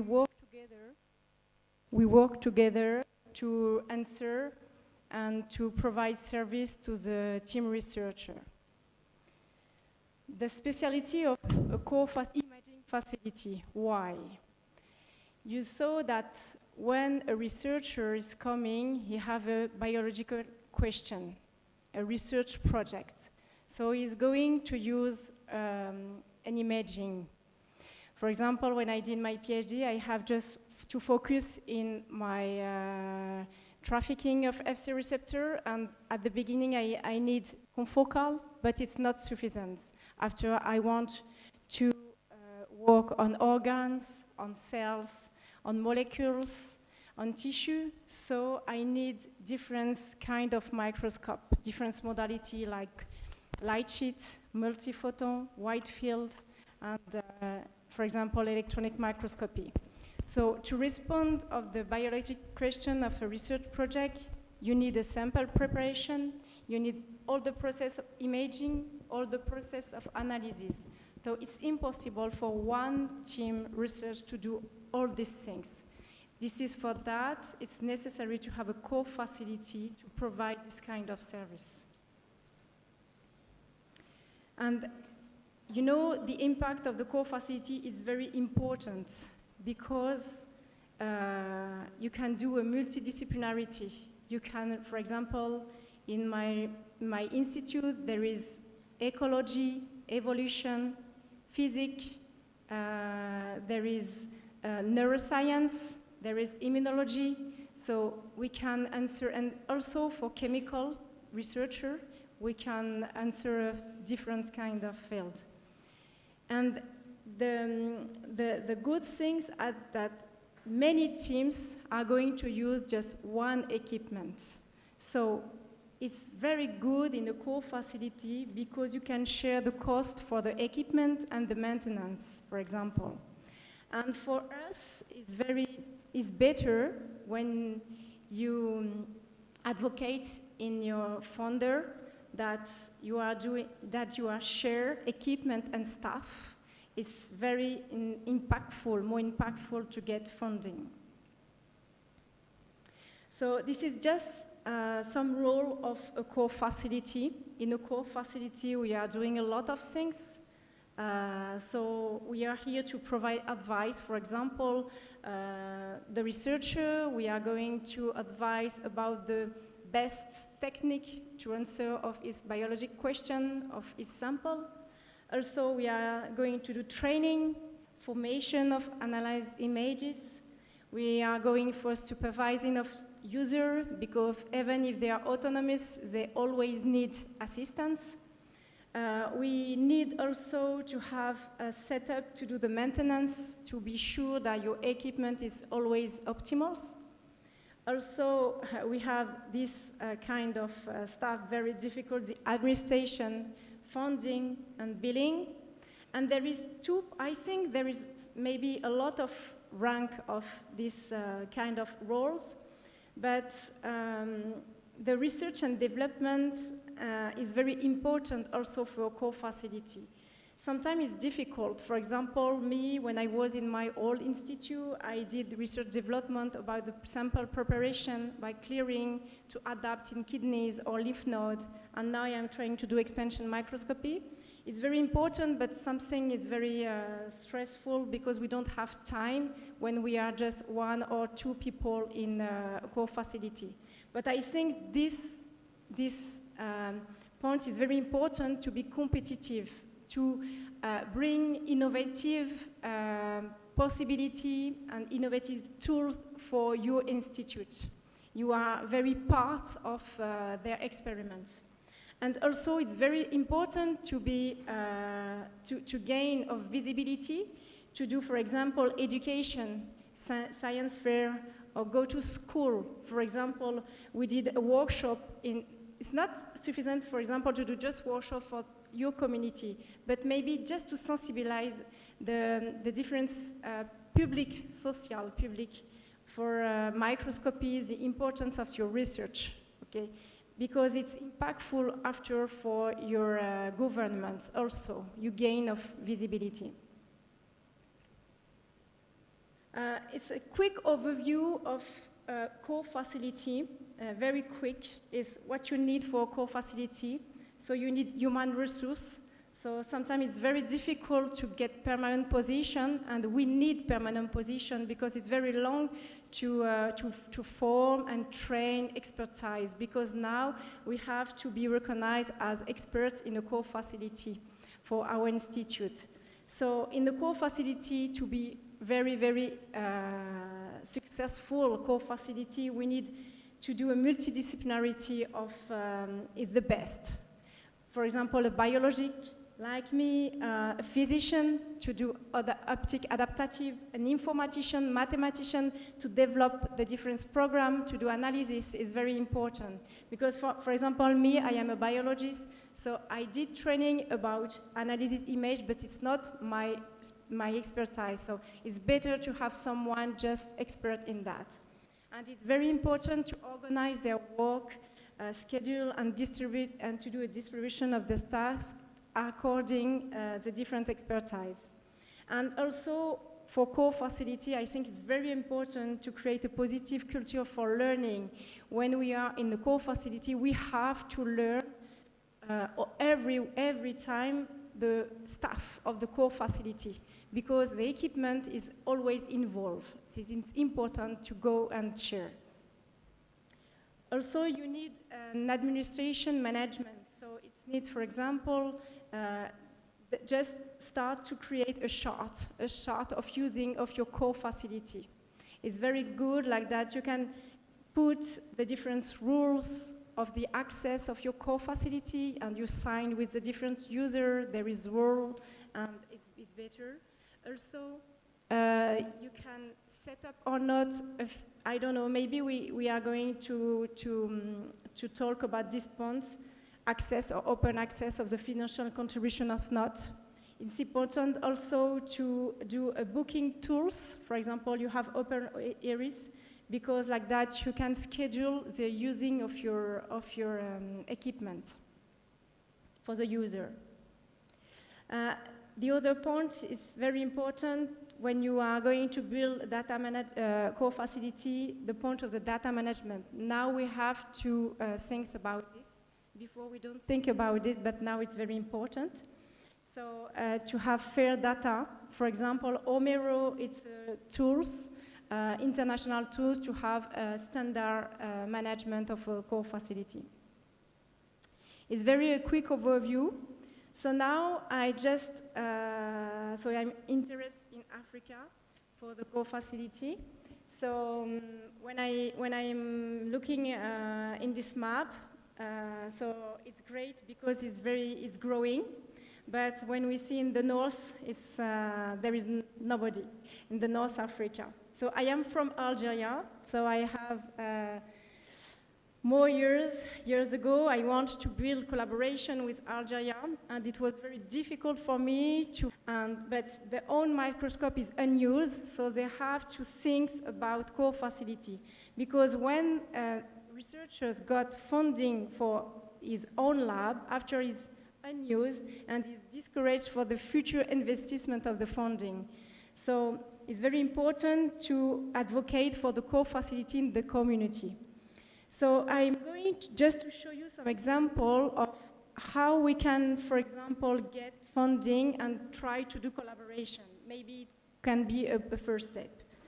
So an example of initiative of France BioImaging, because I am part of France BioImaging, so we can maybe do some call here in Africa. It was a call for Europe and for access, so just for people from the Eurobioimaging.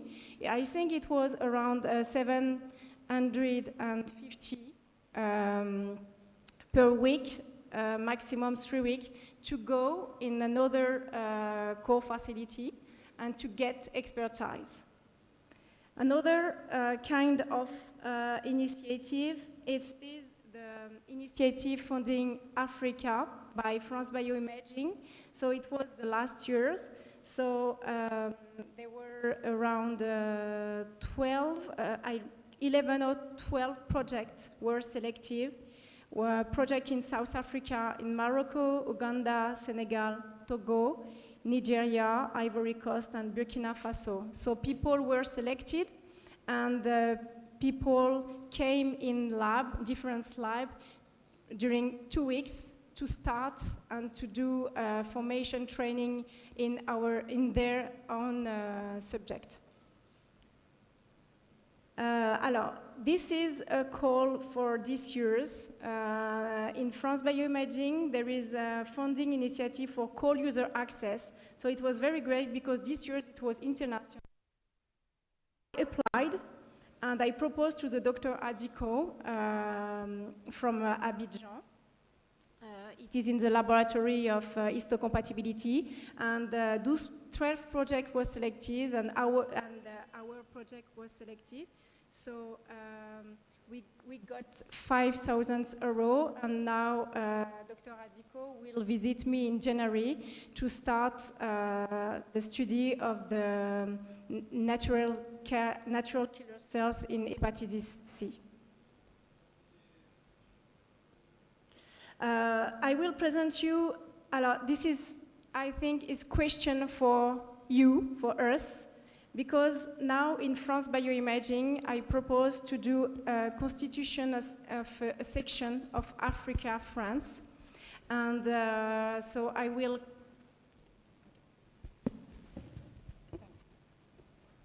So before, it was an Africa section led by Jean Salamero, but he is going to retreat.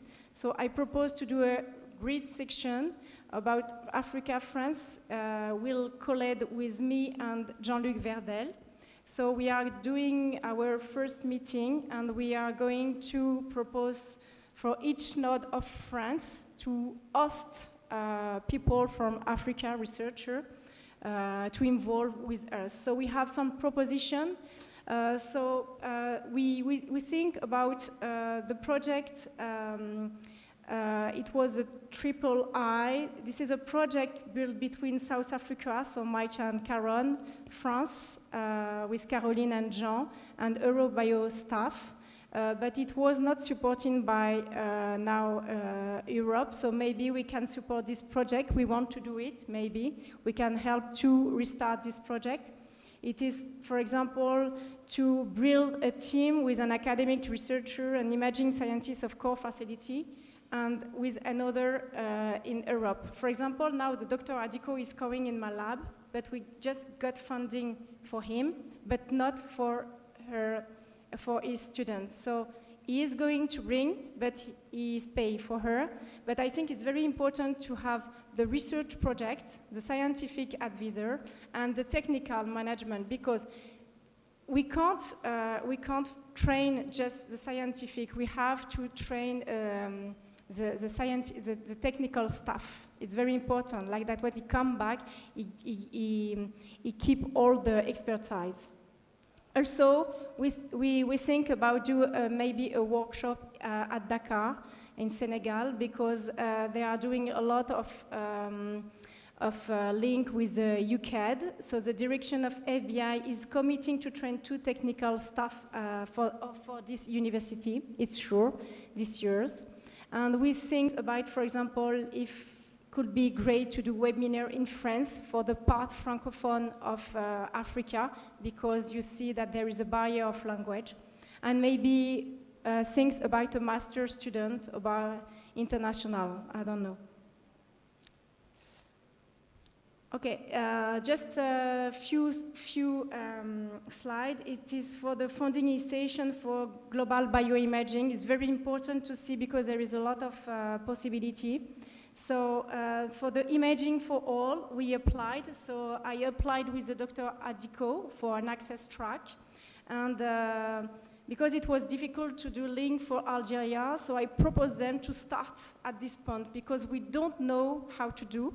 So we apply for a pro track because Wiam is an engineer from Algeria in the CRBT, and she has 2 microscopes, and she wants to learn about managing and all the core facility. So now we don't know if we are going to be selected, but we did it.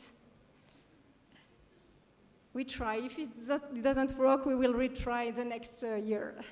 And also we have this kind of things, is that the job shadowing, it is for the people of, you do it, job shadowing, yes, Omar Kendi in Janelia with GBI to be trained by experts in imagery, and he came back in his country. Okay, so there is also now an upcoming funding initiative. Maybe it could be important for you.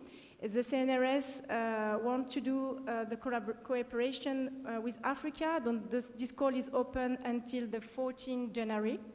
So maybe we can talk about and think the different possibility. And now this is just some idea brainstorming because they told me to think about it. So I think the first things for me, you talked about this, is the development of networking, like you, and South Africa, because in France we start like that. We start by a networking in region, and after now we have a great networking in national networking, and we are supported by our government. And also I think it's not, we have also, because it's different, to have a creation of infrastructure. Like now you have it, France Bioimaging, Europe Bioimaging, North Africa, LEBI, because we can advocate for core facility. Normally the government has to have a great program. Normally each country, each government wants to have a research program, have to support and to share infrastructure and to finance infrastructure. We have that now in France, and I think this is the point of each to do that. And maybe it's very important for me because if we build networking regional and national, we are more stronger to advocate for each government. And also, I think it's just some idea I put before. I think it's important also in your institute to be sure that they support you. Because even in my facility, in my institute, sometimes it's difficult because all researchers want to have his own microscope. And now I apply for a funding to buy a new microscope, and another researcher want to buy for him. So I go to my director. I told, no, it's impossible. I am here to do a core facility to share equipment, to share. It's very important. So you have to convince him and to show that you are the expert of image. Also for the government, for example, the example of Nigeria, I saw that there is an establishment of the biomedical science. The question of open access or not, for me, I think it's very important because we advocate for open access, but for me, for example, it's difficult because we want to do autonomous in our core facility, so we have to get some funding for the access. So I think open access is may be possible if you are support for a stronger funder. I don't know. I have to talk about the people who are doing open access. I don't have enough experience about it. So also the international donators, so it's very important institution. We can also do a partner with industry, like for example, with Olympus in Indonesia, or the Nikon Imaging Center. And maybe, I don't know, we can create call for equipment, because there is a lot of teams, and there are a lot of equipment, they are okay and not used, so maybe we can share. And it's very important to do seminar and transfer knowledge to training, to train and the core facility staff, and apply for international call. And I also agree for, I didn't show here, but it's very important to valorate your core facility by showing your work in the social media and all the things to share. It's very important, I think, to get more stronger. Okay, sorry. Thank you for your attention.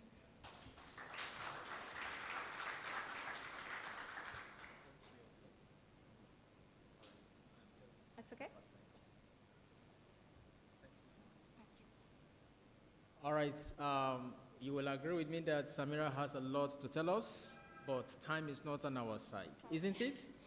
So to me, it is a very big news that a core facility is about to be given birth to in the northern parts of this continent. So that is a very big news to the continent of Africa, isn't it? I don't know. All right, 2 minutes. Do we have question? Any question from anybody? All right. Joe, please go ahead. Appreciate your talk. My question is, when we look at bioimaging service providers, like equipment providers like Olympus or Nikon, they have built partnerships in Europe, North America, to a limited extent in Asia, to set up a bioimaging facility. Whereas if you see the map, Africa, the whole continent does not have a single one. Is there interest from your experience from companies like Zeiss or Olympus to set something up to make bioimaging more accessible in the continent as a starting point, and also to have like a gold standard model as for a core facility? I think for me, for example, my experience, when I start in my first institute, when I arrive, I have just one confocal, and there is no a core facility. So I start to convince my institute and the researcher that I am here for them, and that the equipment is not for me, it's for them. And I create, for example, a user committee, and I do questionnaire about their needing, like all the things. And after that, when I have this map, I tried to create the needing. And if, for example, there is no needing, what I did, I go and I see the new technology, and I come back and I show them what we can do with that. And for sure, after the research, he told me, yes, we don't have that in our center, we can do it. I think in Africa, maybe I was very disappointed because Basma and we tried to spread the survey for North Africa, and we got a few answers. And some people told us that they don't want to give their data, for example, they are afraid for that. So we have to change the mentality that we can't do a great research like here. We have to see that Africa is a beautiful community, that we can do a great researcher. So they can't stay alone in their lab. So I think it will be very long, but sure you will see. I sure it will grow. Thank you. Bryce?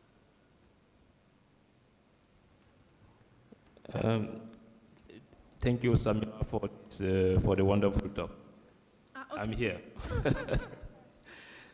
So, one of the main challenges in Africa when establishing new facilities like that is the maintenance of equipment.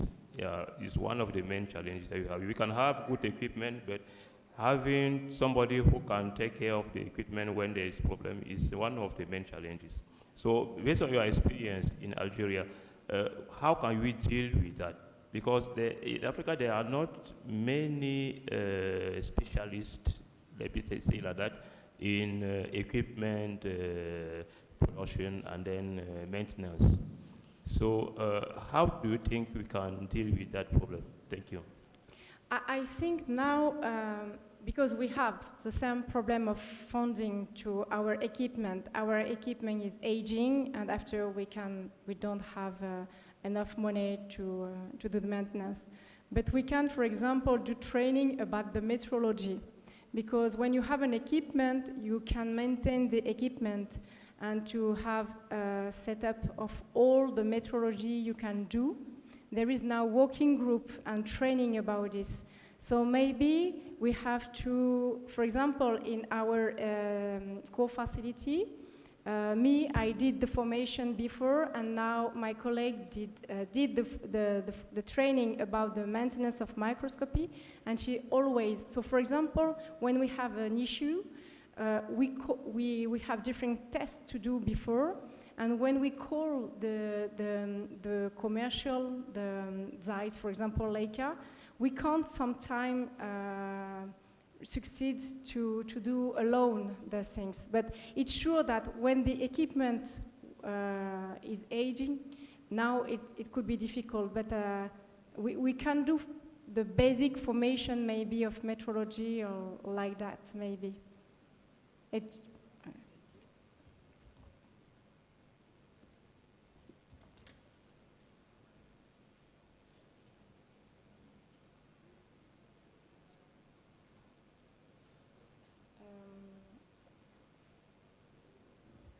Sorry, can I ask a question? I have to Hello? disconnect, no? You connect? I have to disconnect? No, it's okay. Hello?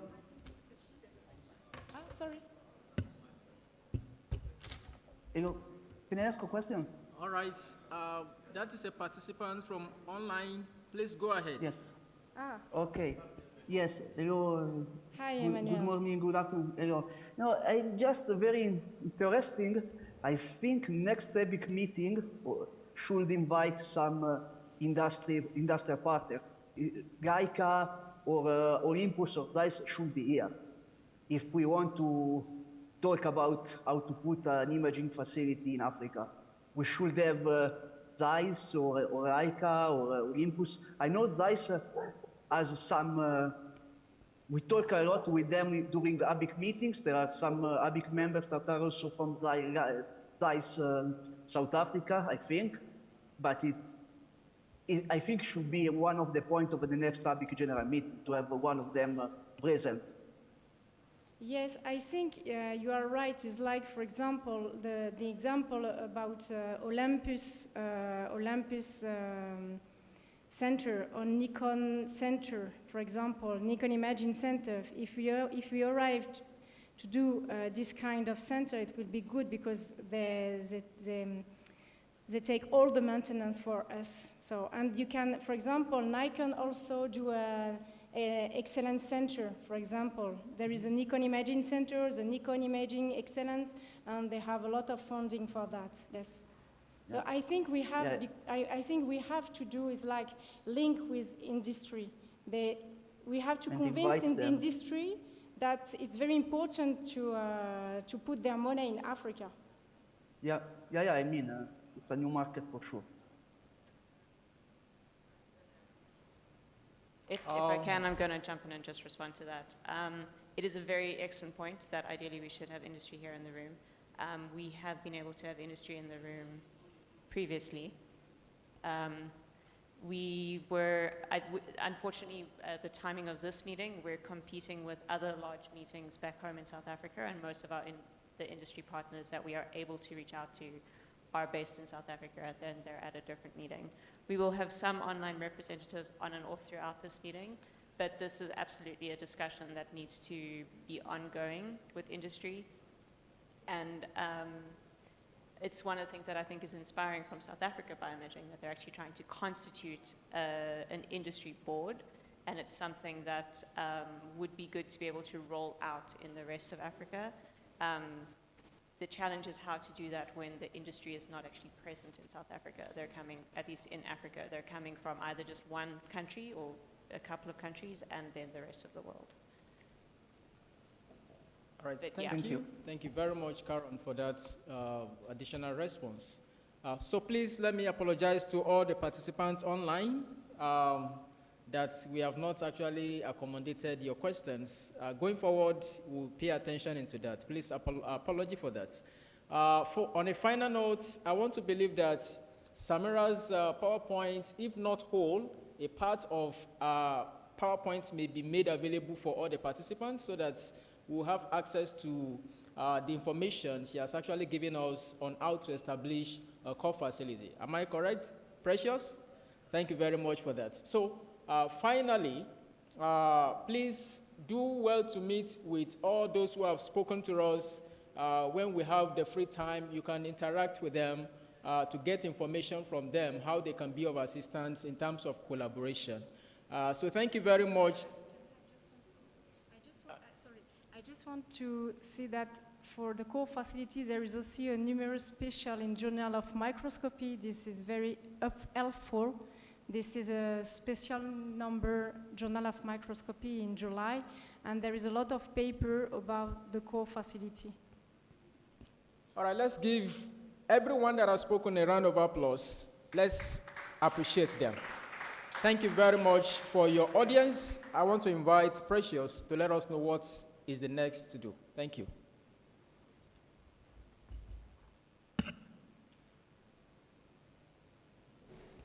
Thank you, Stephen. So this is time for lunch. I'm sure everybody's quite ready for that now. We are starting a bit late, but we will still endeavor to be here as indicated on the program, which is at 2 o'clock. Yes, so everybody please enjoy lunch. For the attendees online, we'll see you in an hour's time. And for those in person, the lunch will be happening downstairs in the restaurant where we have breakfast. Okay, thank you.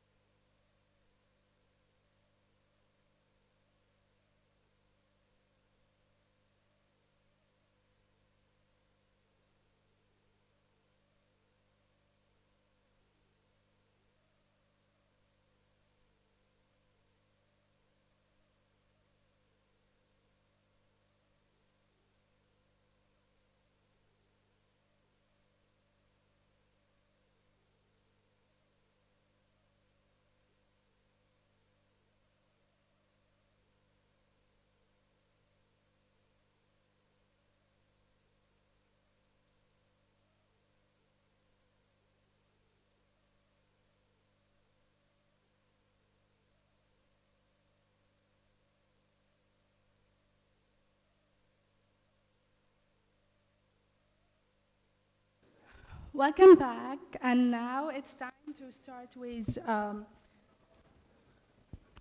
training initiatives in Africa. Do you hear me well?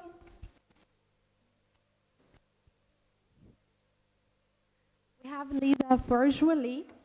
Lisa Engelbert, she is an imaging scientist. She will join us virtually, and she is a unit manager in Stellenbosch University at fluorescent microscopy unit. She is leading training and educational working group with ABIC. And she will give us insightful about the initiative training in Africa.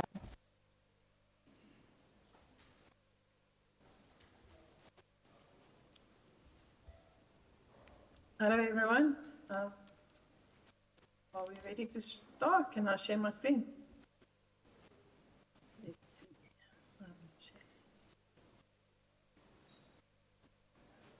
Right.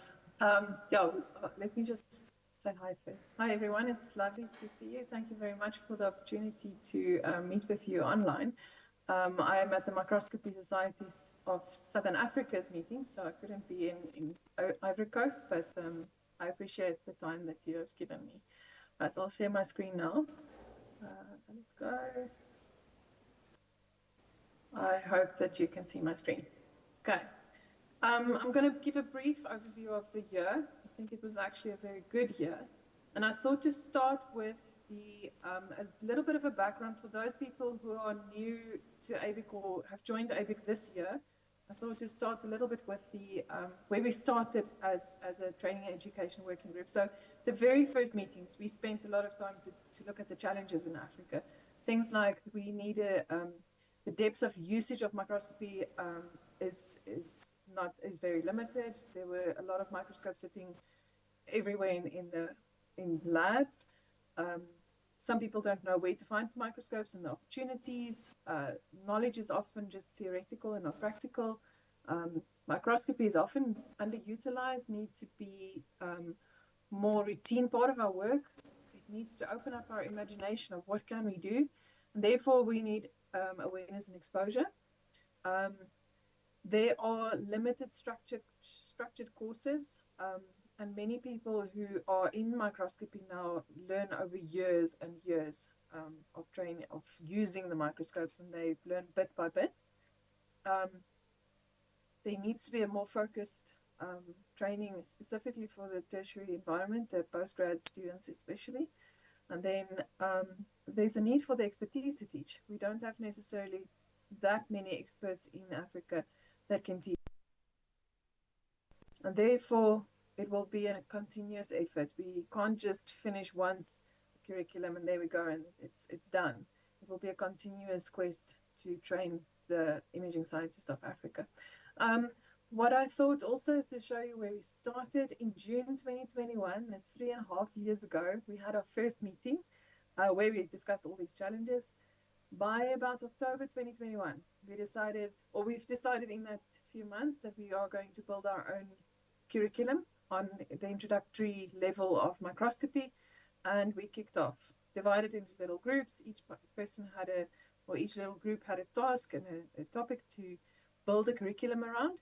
And by November 2022, we managed to present this curriculum online in 6 webinars day to day. And then in October last year, the next level of Fiji intermediate course was completed. There was a very small group who finished this. Some of the other things that we tried last year didn't work so well. So this year, we changed direction a little bit and we moved away from the curriculum development and we looked at how can we make sure that we increase the training and the expertise of our working group. And therefore, I think we've had a fantastically busy year. There were 2 in-person Fiji courses. There were 2 online cell profiler workshops. The widening the lens workshop kicked off, and the new Data Explorer series kicked off. So this has been a year of achievements if you think about it carefully. So let me go into some of these, a bit of a breakdown. So the introductory level in 2022 included these 6 presentations: introduction to microscopy, bright field, dark field microscopy, sample preparation, fluorescence microscopy, the applications of microscopy and image analysis. In 2023, the plan was to step that up into an intermediate level, and we got stuck in many of these topics, realizing that we might need more training, more in-depth help from other places. The one successful course that was finished and done was the image processing and analysis, where it was a little bit of a step up to the image analysis, deconvolution, segmentation, quantification, everything was discussed. So that was finished, not yet dispersed. So this year, we've done a few things. Let me start from there. Okay. So under the lead of Naomi and Cynthia, we have successfully trained on Cell Profiler. Naomi assured me the other day that she thinks that we are ready to present, or not we, her and her team would be ready to present as the trainee this course to other people in Africa. Just to step back, the idea this year is a training the trainer approach. So we are training as a working group so that we can become trainers. So there's a lot of training that happened, and the idea would be that you think about your own training as, will I be able to at some point to train someone else on this topic? So Naomi assured me, basic level of Cell Profiler, we should be able to do that. Renzo and Emmanuel was the people who developed that intermediate Fiji course last year, and successfully then implemented the course this time, not online, but actually in person. We've had a course in Uganda and one in South Africa. A little bit more on that next slide. The Diaspora series was not something that we've planned, but it was a great initiative from Neil, who said she thinks we should do this. And I'm very thankful for Neil, who took it on and she moved with it. She invited people to speak. She takes care of the logistics together with Precious. So yeah, this has kicked off, and it's really something that I think we should be. The introductory series, we've had requests from various people that we repeat that 6-lecture series online, and we've planned to do that, but this time a lot of the speakers in 2022 is not available anymore. They're in other working groups or have moved on. So we would like we asked other people to see if they could present it. We got a little bit stuck for two reasons. One is that we had very few registrations. We wanted to do it in November, but there was very few. We had 16 registrations, and if you compare that to more than 100 the previous year, the question if that's, maybe we should just reconsider better marketing, etc. We announced it fairly shortly with short notice, so we'll redo that. The other thing is we want to give the people who said they will present a little bit more time, because it's material. We would like them to go through the material, provide us with a video of themselves presenting that material, and then so that we know that they are comfortable with the material. It's material that we've created as a team, and we would like to know if that's really well put together so that someone can use it wherever they are and present. So we believe that we just need a little bit more time. And the next one, let me just go back. QPath was one of the ideas that we had to do as well. Unfortunately, there was also in the working to join the QPath group, so that was a bit dormant this year, and we can question whether we should continue with that next year or not. But then another thing that went quite well is the kickoff of the African BioImaging Consortium collaboration with Widening the Lens. Widening the Lens is something that was started in America by Brian Mills. He has this whole course on in-depth microscopy training, and we went through a application series, etc. And Sunday will tell us something more about this later on, but basically that is ongoing now. So successful kickoff, I would like to say. I've got the question. I think we should consider whether we should put in efforts to kickstart the QPath group. Is it a necessity? Or should we look at it, rather move on with the other initiatives we have? And then also my question would be the introductory series, because it seems like people are really getting tired of online training. I get the feeling that people don't want to sit in webinars anymore. We are overwhelmed with webinars. So maybe we should consider how would be the best way to launch this introductory series. If it's just a matter of we need to market more, by all means, then we do that. Maybe March, we can represent that. But I think it's something that we just need to carefully consider. Right. Something else that I'm very glad about is that we've got our own training education working group mission statement on the website. You might remember last year we didn't have something like that. Just to highlight a few things, we want to ensure that the training of African researchers happen by providing a platform for training the trainer programs in collaboration with the international experts. But I want to highlight that Maya Ramoon, who's now at the Genelia Research Campus, she was instrumental in connecting us with these international experts. So kudos to her for really making sure that there's connections for Africans to the international experts. We also want to enable imaging scientists to enhance their skill through this, connecting members to any expert, local or international experts, but experts need to be available. And then we want to foster the collaboration through developing further curricula, but it has to be on target of what people really need. And yeah, those are the things that we are focusing on in this working group. We won't probably highlight these two initiatives I was part of. Renzo and Emmanuel took the initiative. They organized these in-person working courses, and I'm very, very proud of them. So Emmanuel presented the course in Uganda at the African Center of Excellence in Bioinformatics. So the majority of those people, the participants, were bioinformaticians. 12 people participated. I just added here that 8 completed an evaluation form. I'll share with you the evaluation now. And then in Stellenbosch, there were 14 attendees who participated. 12 completed our evaluation. I just want to mention, I forgot to add it to the slide. We had 28 applications for the Stellenbosch workshop, which is quite good if you think it's an in-person. You have to come with your laptop, etc. And yeah, it is basically the kind of group that we can manage is about 14, 15.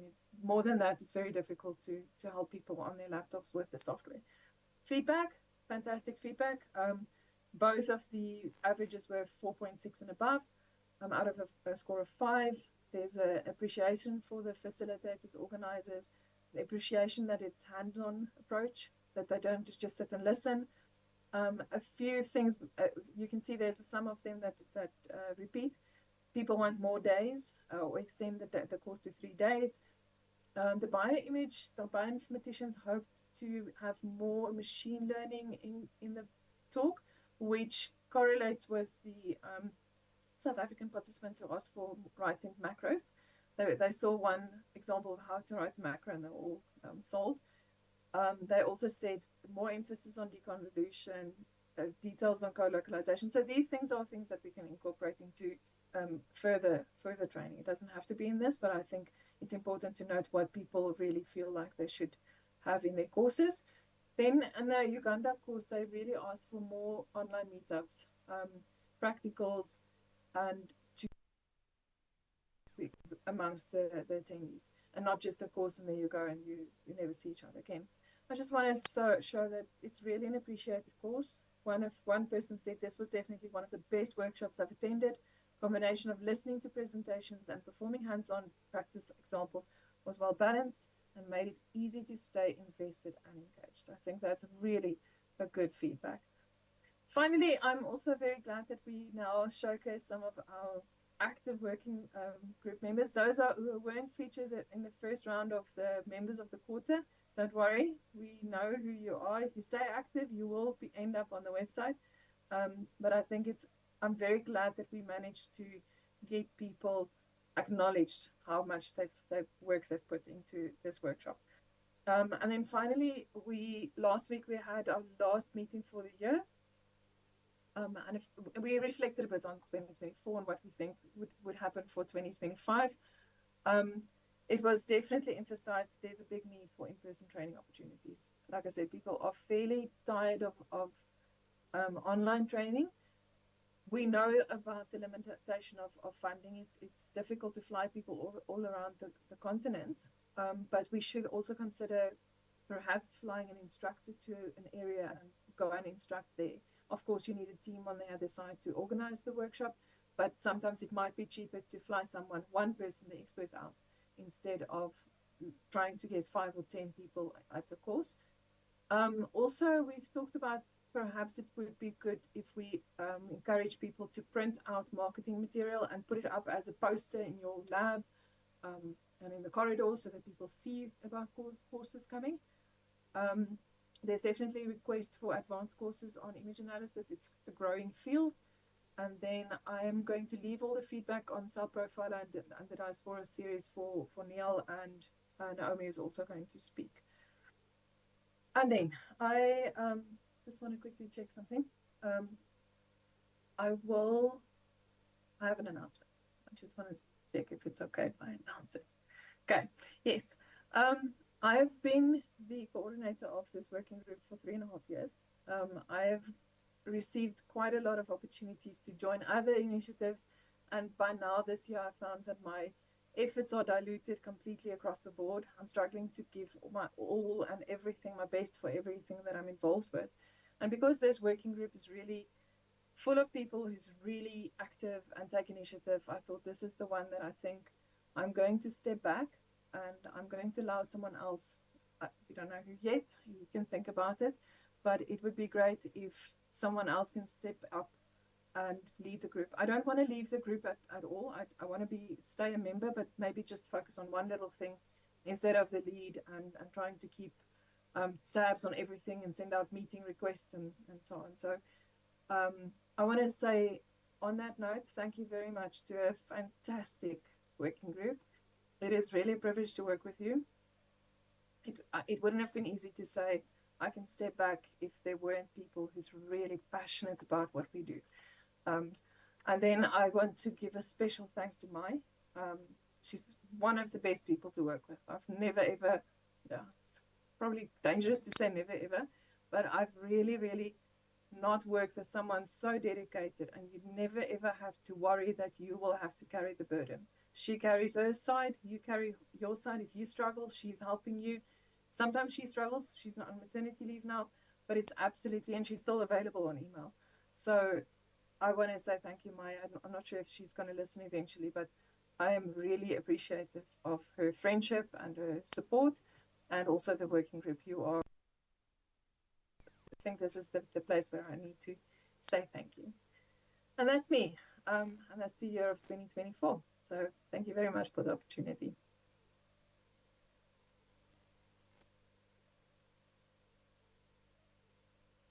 Presentation. If there is someone have a question to address to Liz, we have 2 minutes, 5 minutes. Okay. Karen has a question. Hi, Lisa. So just, I don't know if I meant to stand up or not. I have a question and then I have a comment. So a question regarding the suggestion for posters coming from the last meeting. Is that regarding ABIC in general, or regarding the activities and when events and opportunities become available, like come up, that they want to be able to print them and put them up locally? It's a good question. I would say both of them, but the person who made the comment is actually here, so I can actually pass it on to Emmanuel. Said that would be a very good idea, and I see his hand is up. So can I pass the question on? My idea would be every time there's an activity, I think we should put a poster on, but probably both scenarios would work well. Okay, I'm gonna before you pass over to Emmanuel, I'm just going to make a comment, and then Emmanuel can answer and then ask his question. I just want to express my thanks on behalf of, I can imagine the training group and the rest of ABIC for the hard work that you put into the training group for the past 3 years, I think it is now. You have been selfless, you have been dedicated, both you and Mai. You've been creative, you've really built an amazing team, and I want to encourage everyone in the room to actually just give you a round of applause, because a lot of the initiatives,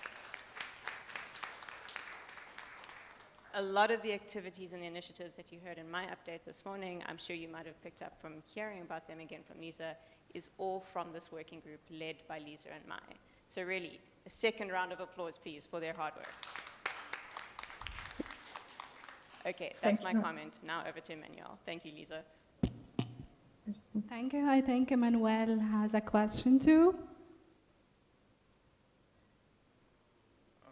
Just a You sec. can. I'm trying to unmute him. Just give me a second.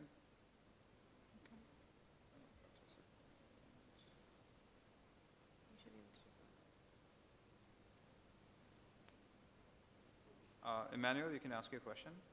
Yes, okay. First of all, I want to thank you, Liz, for the lead in these years. It's very good. It was very good. One of the best leader, team manager I had in my working experience.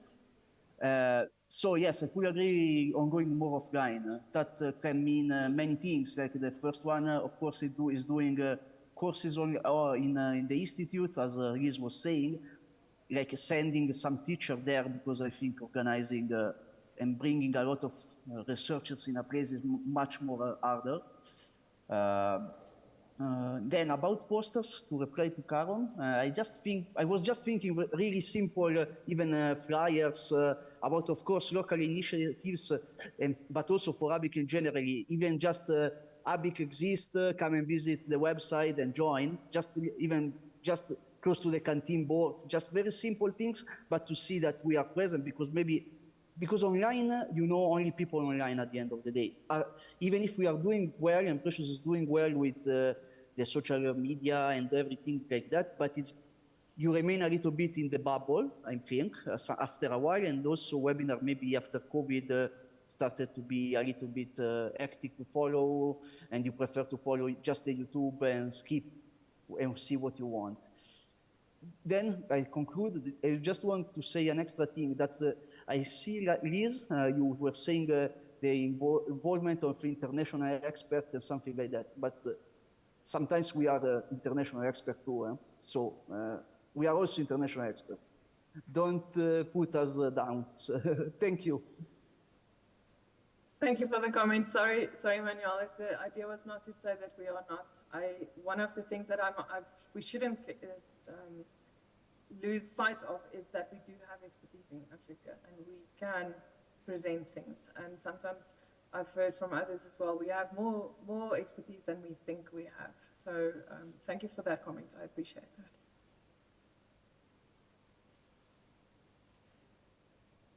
If there is anyone who has a question. Thank you, Liz, so much. I hope you are with us. Thank you. And now we will hear from Nihal Ghunaim, a PhD candidate at American University in Cairo and adjunct faculty. And her talk about African Dysphoria seminar series that started 4 months ago.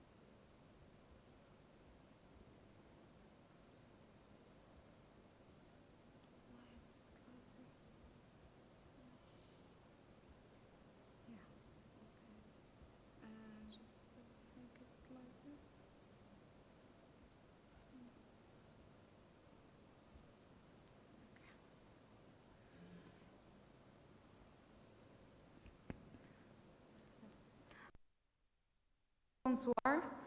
I'm Nihal Ghanem and adjunct Cairo, Egypt. Today, our series,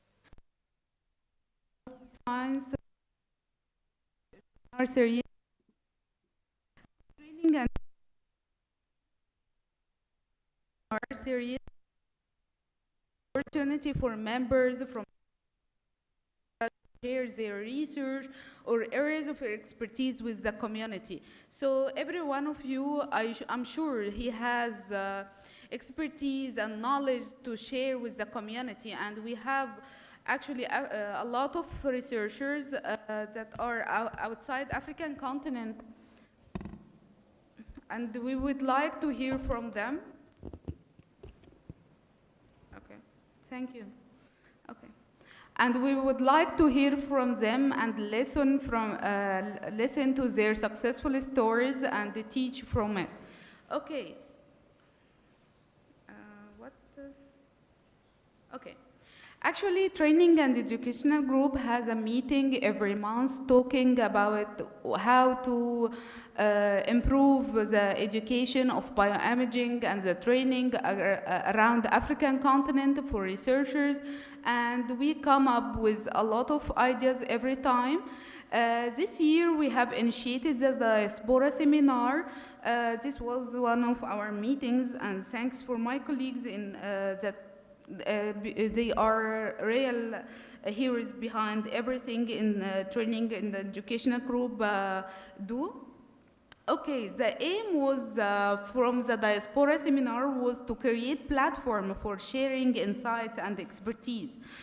So it aimed at fostering collaboration and the knowledge exchange among scientists from African descent, focusing on advancing bioimaging research and education among African researchers.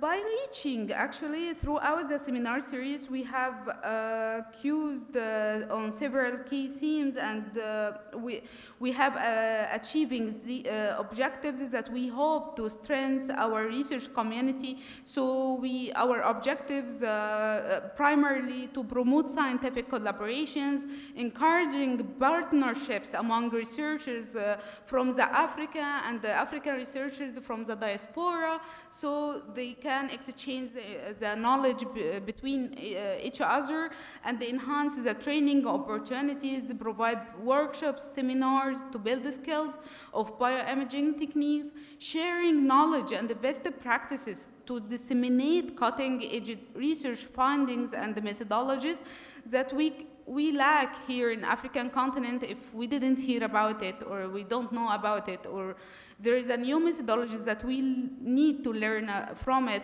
So the diaspora scientists actually they offer to help more, and they want to give more and exchange with us their knowledge. So we are the platform for this.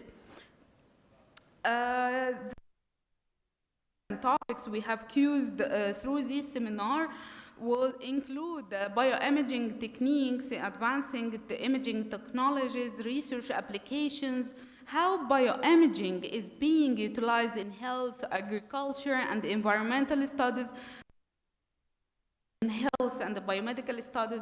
Actually, we here have plant scientists that hoping to use bioimaging for plant biotechnology and agriculture improvement, and also we can use bioimaging for environmental studies. So we have to widen our scope and hear from a lot of scientists, especially if they are Africans, to know what are other applications that we can include in bioimaging.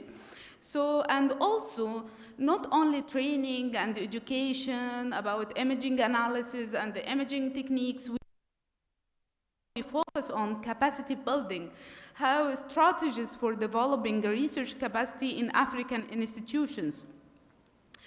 Actually, we have been fortunate this year so far to have several notable speakers who have contributed significantly to the seminar series.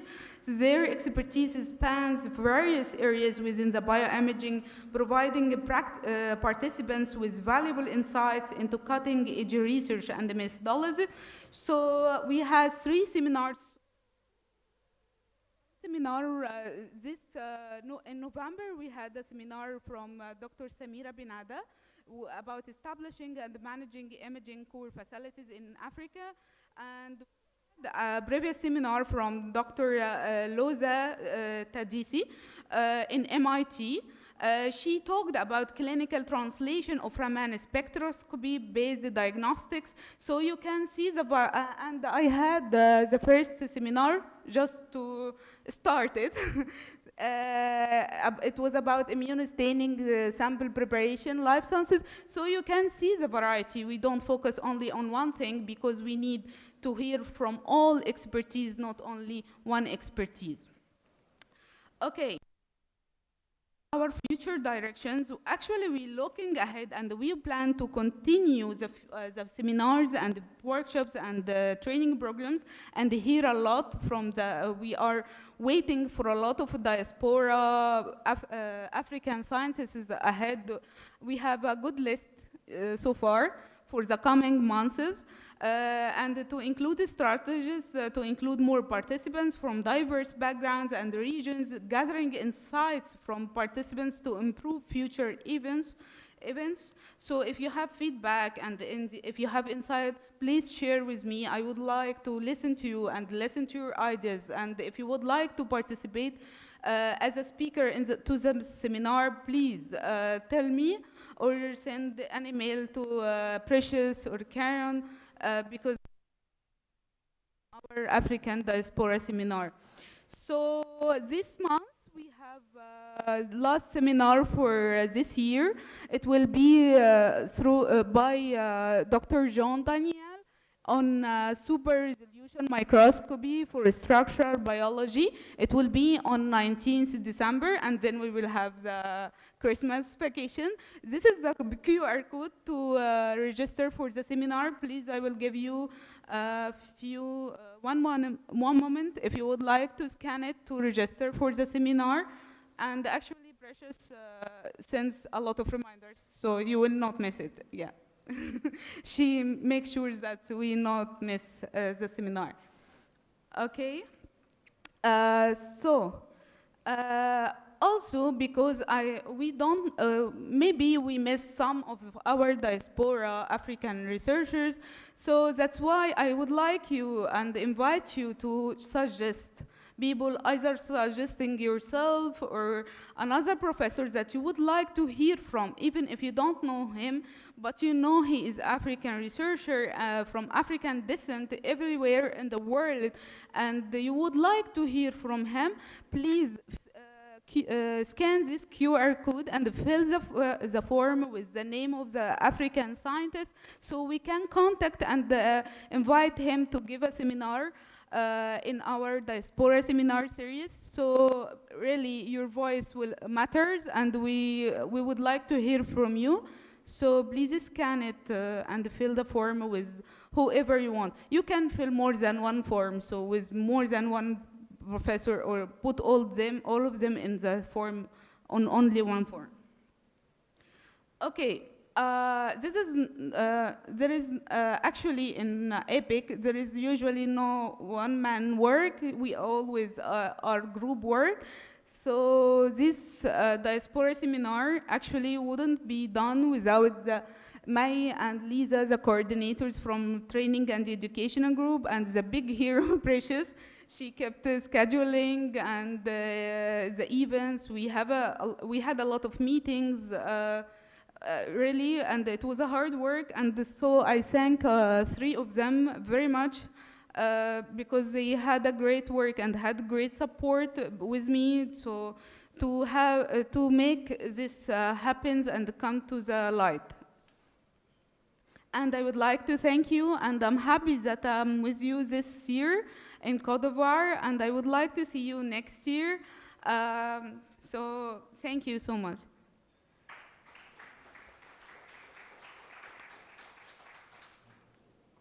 Thank you, Nihal, for your presentation. If there is anyone who want to ask Nihal a question, we have 5 minutes. Anyone? Yeah? Yes. Yeah, Dr. Pressa. Thank you, Nihal, for the good presentation. So my question is about this domain of artificial intelligence involved in image analysis. I don't know if during these trainings you got the possibility to have somebody training on using these new tools, because they are new tools and they are more and more used now these days. I mean, so is there anybody who can do trainings on using this artificial intelligence for image analysis? If not, maybe it's an opportunity maybe to think about nominating somebody who can maybe do trainings on these things. So thank you. Thank you so much, Dr. Brace, to come to mention this. Actually, it's a very good point, and actually we started to talk about it in the last meeting, that to have new ideas, what we need more now, because every time the imaging analysis or bioimaging come up with new things that we are running after the technologies. So yeah, we think about it. I think a seminar will be just introduction seminar about AI or artificial image analysis, and then it can come with a workshop as a expert talking about what is it, introduce it, and we would like to think about course or workshop dedicated for it. So yet have a list for or nomination for who can make it, but I would like, if you have one, please tell me, inform me who is in your mind. Okay. Is there someone else? Yeah, Karen, please. Steal the microphone again. So just to, as a follow-up from that, this is not specifically an ABIC activity, but it will be greatly enabled by ABIC, is that I actually will have a project kicking in middle of next year, working with researchers in Europe who have developed open source tools to implement AI tools for image analysis to increase their accessibility to researchers around the world. And with that, there will be training online and in person. So watch the space. Yeah. Please watch the newsletters Precious sends. Okay. Thanks, everyone.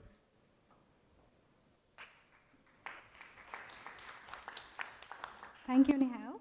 And now we get a talk from Naomi Okabini, a postdoctoral researcher at SAMRC and Stellenbosch University. She will give us talk about ABIC's Profiler initiative.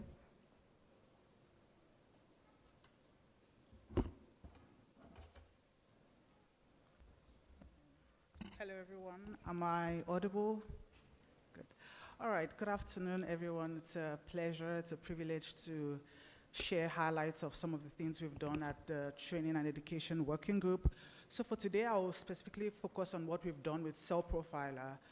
Just to give you a bit of background, Cell Profiler is a bioimage analysis tool that researchers can use to segment their image and get quantitative data out of their image. Personally, one thing I really enjoy about Cell Profiler is that it's intuitive. So you can just follow the steps and it guides you through image analysis, which I think is quite beneficial for our African context as beginners into this field. All right, let's do this. All right, so we were contacted by colleagues, I would say, from the Broad Institute. So they are the developers of the software, and they offer to give us workshops on introduction to Cell Profiler, a beginner's guide to segmentation. Because if we really think about it, segmentation is it's one strong foundation you really need to get when you're talking about bioimage analysis. So in collaboration with them, we set up these workshops to African researchers. And the aim of the workshop, firstly, we're targeting light microscopy image analysis enthusiasts in Africa specifically, and then our objectives were to provide practical and guided training on how to use Cell Profiler for bioimage analysis, and then also just to take participants through foundational fundamentals through lectures, demonstration, and then also practical exercises. So the aim was that at the end of these workshops, participants will be able to navigate the Cell Profiler interface, because it's quite a new software in Africa, I would say, and to know how to import and pre-process their images, know how to apply these algorithms to their images, and then finally get quantitative measurements out of it so we can get really nice data from it. So this, the team from the Broad Institute, so the lectures were mainly given by a postdoc here, Suganya, which was she's been quite amazing, but she was also joined by her team members, Esteban, Kamal, and a few other of them, Paula, and a few of them. And then from the ABIC side, it was myself and Cynthia, organizing and getting, doing the background logistics, I would say, to offer these workshops. So far we've had 2 of them. The first one, this was, we made it this was the first one, so we wanted to see how it was going to go. So it was planned to be a one-day workshop. We put out the notice there that, okay, we're organizing these workshops, people should please sign up, and then we had to limit it. So based on experience from the colleagues at Broad Institute, they advised us to limit the number. So we have, because a part of the workshop was to go into breakout rooms and then have different facilitators engage with the participants on a more intimate basis. So we're advised to limit the attendance. So we had 60 people, and after 60 people signed up, we closed the sign-up form. And then we scheduled it for 1 day, 4 hours, and it was on Zoom. As you probably are familiar with, so 60 people signed up, 60 people accepted. By the end of the day, 12 people showed up. And then for the second round, we were like, okay, no, we need to make this, how do we get people to be more engaged? So we implemented a sign-up, or rather an application-based format where people don't just sign up. We actually ask them questions. Why do you want to join the workshop? What do you aim to gain? And then we ended up screening participants based on that. So initially we wanted to go for 20 people for the round 2 people. And as you can see, the attendance rate increased, but again, still, yeah, I would just say average. And then again, for the round 2, we decided that let's rather make it a 2-day workshop.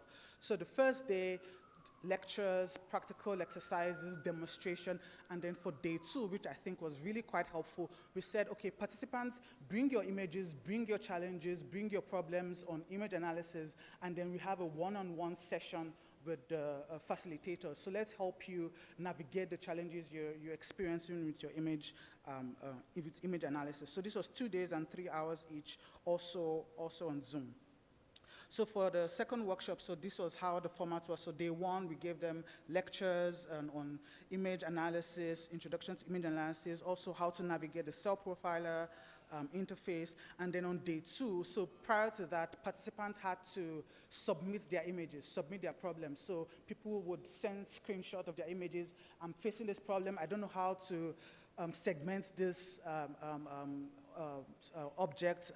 And then day 2, we now, one by one, we went through each of their images and were able to offer personalized guidance to them. So it was more like an office hour kind of thing, which was, I think, it was quite welcomed by the participants. So I'll just share some insights on what we've gathered from the 2 workshops. So for the first workshop, majority of our participants were from Nigeria, about 40% of them, and then Egypt and South Africa.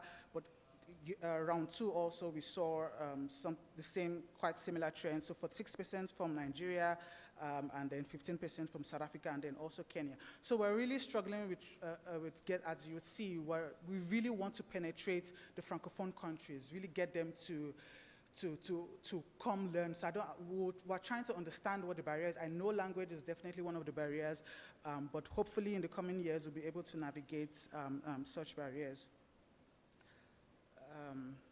Then we also wanted to understand what's the landscape. So majority of the participants were postgraduate students or staff scientists or researchers, as you'd say. And then we wanted to also understand what challenges they were facing. So we asked the question, were you able to attend the workshop? Majority of the participants were able to attend the workshop. Then we also asked, if you were not able to attend the workshop, what was the challenge? Why didn't you, or why couldn't you? And again, the top challenge there was data and internet challenges, which is, I know I'm from Nigeria, I know that's quite an issue. So we would get into that in some of the lessons we've learned. Some feedback, how did you rate the workshops, the quality of the workshops? I would say this is it's above average, so that's a plus for us. How helpful were the practical exercises? So people also enjoyed the practical exercises where they had to share their screen and walk through the tutorials. So we had tutorial sessions that they could walk through. Then we also asked, during the workshop, what challenges did you experience? Again, internet issues came up as the majority challenge there. So this was really pointing to the fact that, fine, we're doing a lot with online workshops. I think there is some benefit to it, but again, we really need to look into in-person workshops where we'll be able to navigate or overcome challenges such as internet and power supply, which is, it's a thing in some parts of Africa. We also asked, will you be interested in a follow-up workshop? Again, majority of them indicated they will be interested. So this is also showing that we need to continue these kinds of workshops. So lessons learned. We saw that the attendance rate was definitely higher when we used the application-based format. So that is, don't just allow people sign up, because people just sign up when they see an opportunity, but they tend to either forget or later on it's no longer beneficial to them, so they don't just come. So, but rather have people apply to attend. And when they see that they have to put in some effort into applying, then I think they remember more and there's more interest in it. Then also send lots of reminder emails. People are busy and people tend to forget. So as the workshop draws closer, send reminder emails. Don't be scared of spamming them. Spam them, if you will, and just send those reminder emails so they have it on their top radar. And then also the session to allow people bring their images. There was a lot of benefit in that. We got very good feedback from that, because it's one thing showing them what they can do, but also it's more beneficial, it's more valuable when you show them what they can do with their own image. So it tells them, okay, yes, this is possible, compared to just seeing some other images. When it's their own images, they're like, okay, yes, this is possible, I can do this. Then also in-person workshops, we've seen that definitely there will be more engagement with in-person workshops. We'll be able to navigate or overcome challenges such as internet connectivity, power issues, which is something people also faced. So going forward, our plans for 2025, to continue these workshops, but definitely in a different format. So the way it is, I think twice a year worked quite okay for 2024. So we're trying to implement that same arrangements for next year. And then also we've been contacted to organize another workshop, which is a Piximi, which is a web browser-based image analysis tool. So we know that not everybody will be interested in all of this image analysis software, but the awareness that it creates is very good. And then people can now choose and decide which one is more applicable to their own kind of data.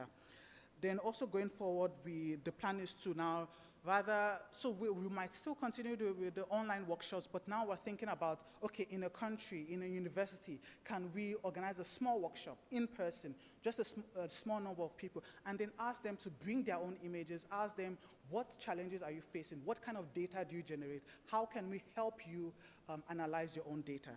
So those are our plans going forward, and thank you for the opportunity. I will take any questions.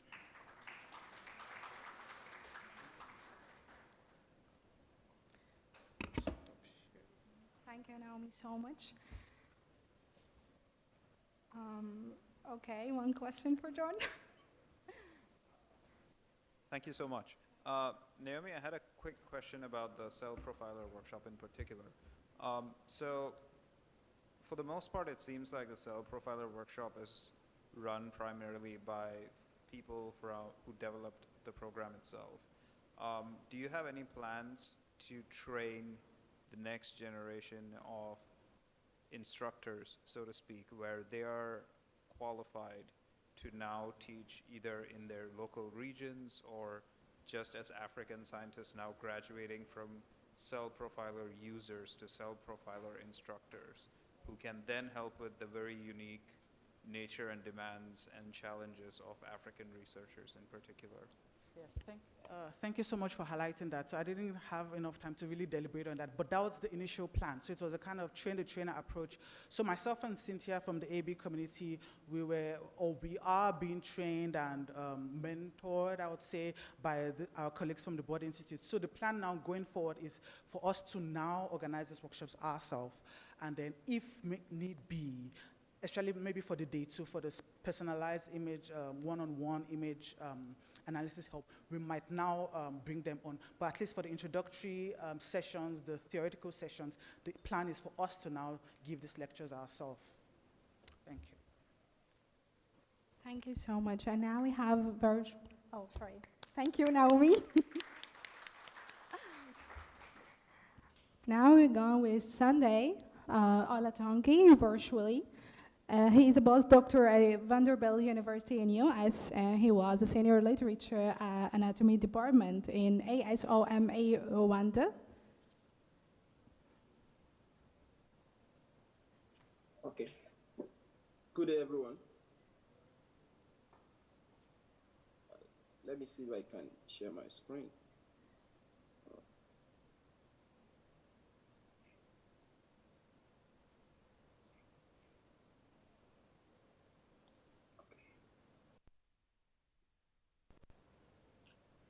Okay, I want you to share the screen from your hand over there.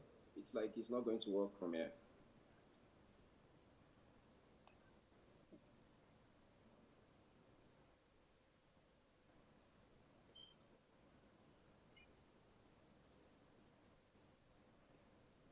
Are you able to share from your end, Sunday, or is it just not working? Okay.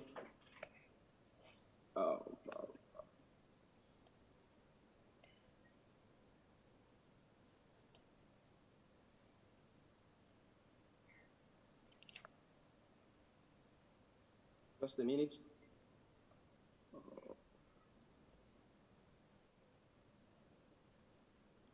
Can you see my screen now?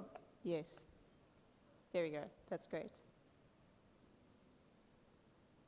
Okay.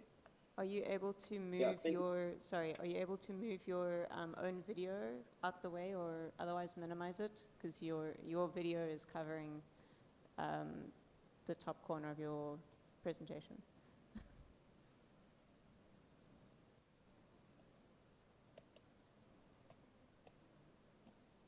Could you share from your hand so that I stop from here? We're going to try. Is it possible? We're trying. Okay.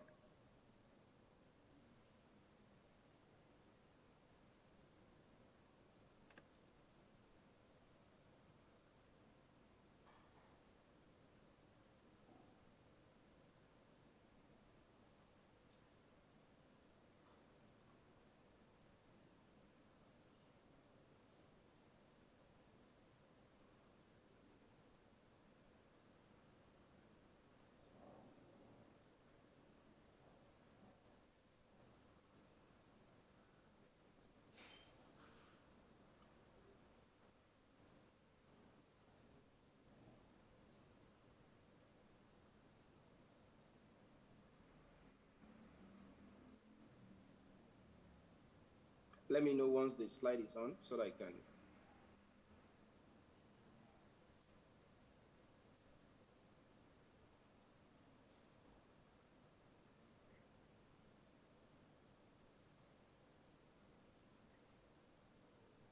Okay.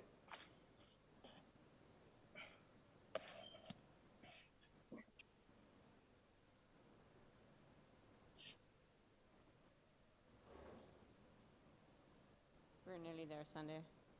Okay, thank you. Good day, everyone. I'm very much happy to be here with you to attend. I was part of the first and second ABIC meeting physically. I attended physically. For this one, I want to thank you for the opportunity you've given me to share a 5-minute talk on the Widening the Lens program, which is a training initiative in Africa. The Widening the Lens program is a brain initiative of Dr. Brian Millis, who is an associate director of the Science and Technology at Vanderbilt Biophotomics Center. The goal of the Widening the Lens program is actually to extend access to high quality light microscopy education, which is given to all, regardless of their institution or equipment availability. The program is actually founded by Chance Zuckerberg Initiative. This is actually to help students and trainees of microscopy, or which we can say microscopy education. And actually, is actually to break down physical, institutional, and financial barrier in high quality imaging, which is one of the main goals of this. And it is completely virtual, and it's also free of charge. And this program is in partnership with ABIC. ABIC reached out to Dr. Brian Millis to actually conduct this initiative in Africa. And the call went out around June so that people can have the opportunity to apply for the Widening the Lens training program. You know, it was actually displayed on different social media platforms.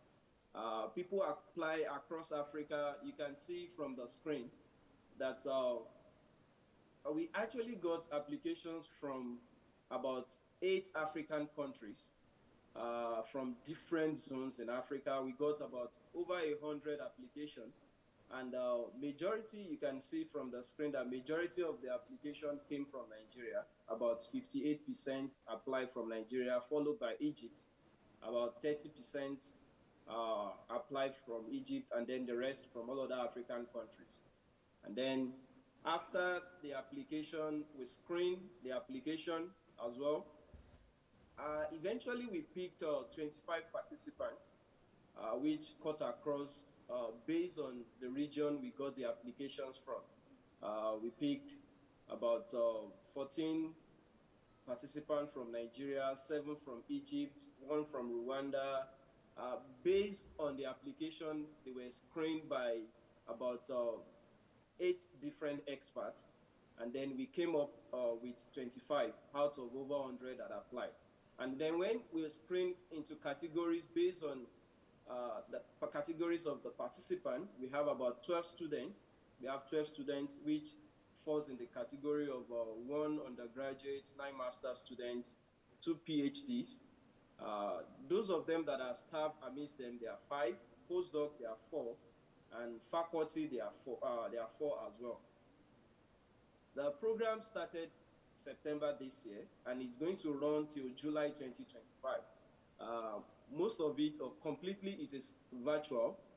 The students listen to a pre-recorded lecture for at least 2 hours per week, and then it's a form of a flipped classroom method, kind of. And then at the end of once in a month, we meet with the tutors or the lecturers, which students who ask questions, and then there will be extensive discussion based on what they have listened to over time within the period of 1 month. And the lecturers for this training, they cut across different universities in the US. And this has been the situation of things with the widening the lens training initiatives.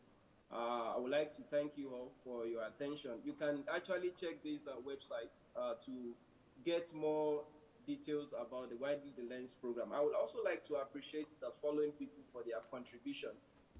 Majority of these people are ABIC member. Brian is the one who brought the initiative in partnership with ABIC. Mai is one of the ABIC member. Lizzie, Sanchez, and Sunday. These are the people who are working with Brian concerning this training initiative, Widening the Lens. Thank you all once again for the opportunity you've given me to give a 5-minute talk on the Widening the Lens program. Thank you. Sunday. Thank you. If there is any question, we have only one question. Okay, thank you, Sunday, so much.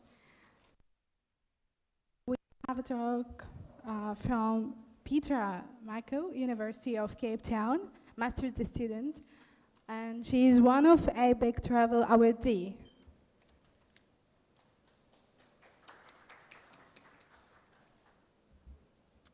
Good day, everyone. I'd like to thank ABIC for giving me this opportunity to present today.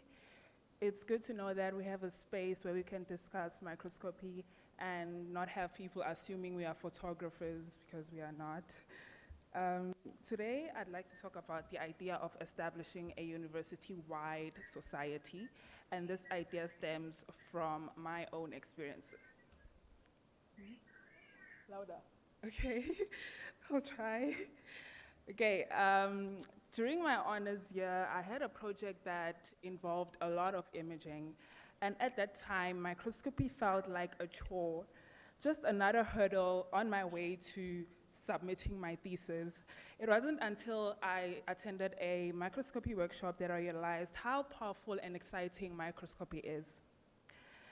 That workshop also taught me something very shocking, that my university has amazing microscopy equipment that I didn't even know existed.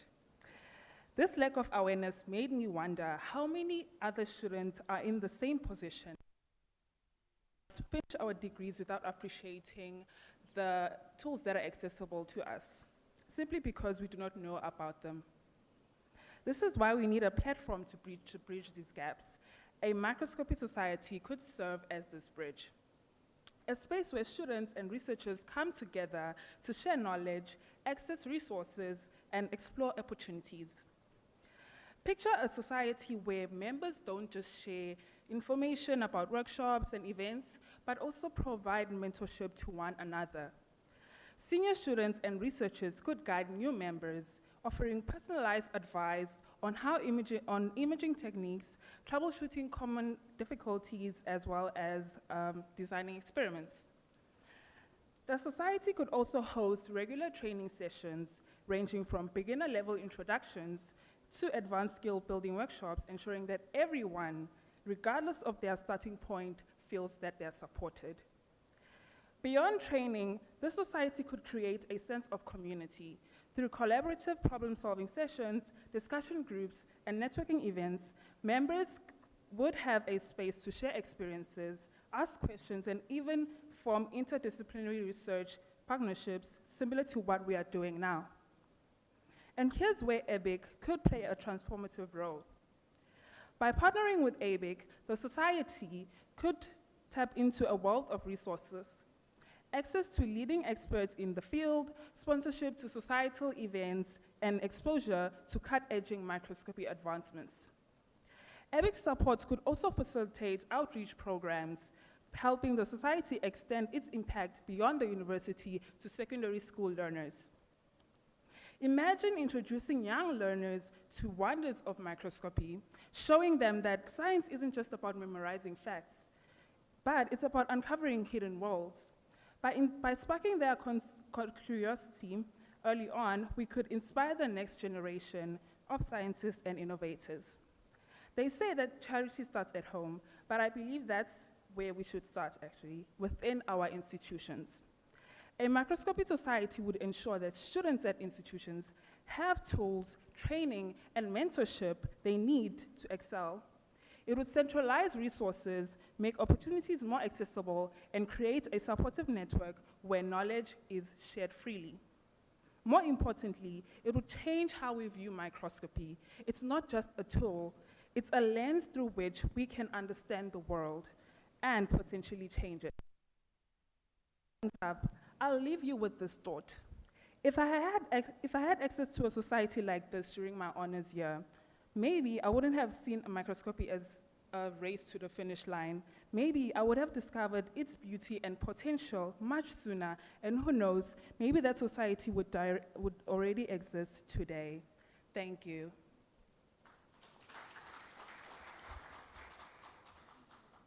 Thank you, Petra, so much. And now we have a talk with Omar Muhammad Kondi from BioIRTC Nigeria, the head of BioImaging Unit and the lab manager. He will talk about the history of establishing the BioIRTC inside the success story.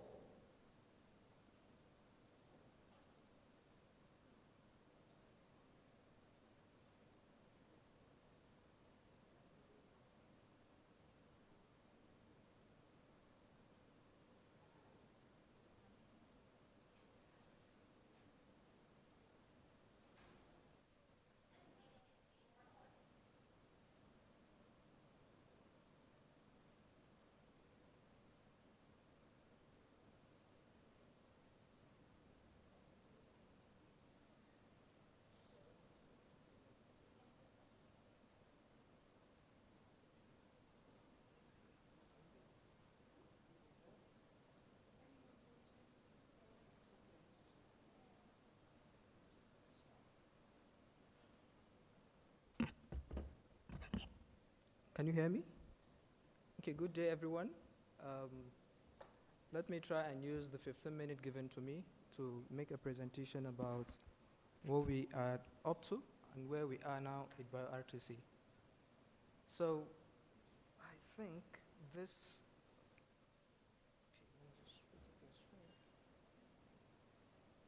So this is. Oh my goodness.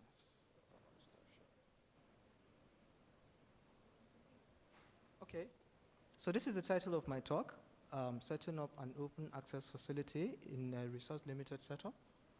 Africa, generally, we are in a resource limited setup. So it's a typical case of Nigeria. This is what I'm trying to showcase. It's not changing. It's switched.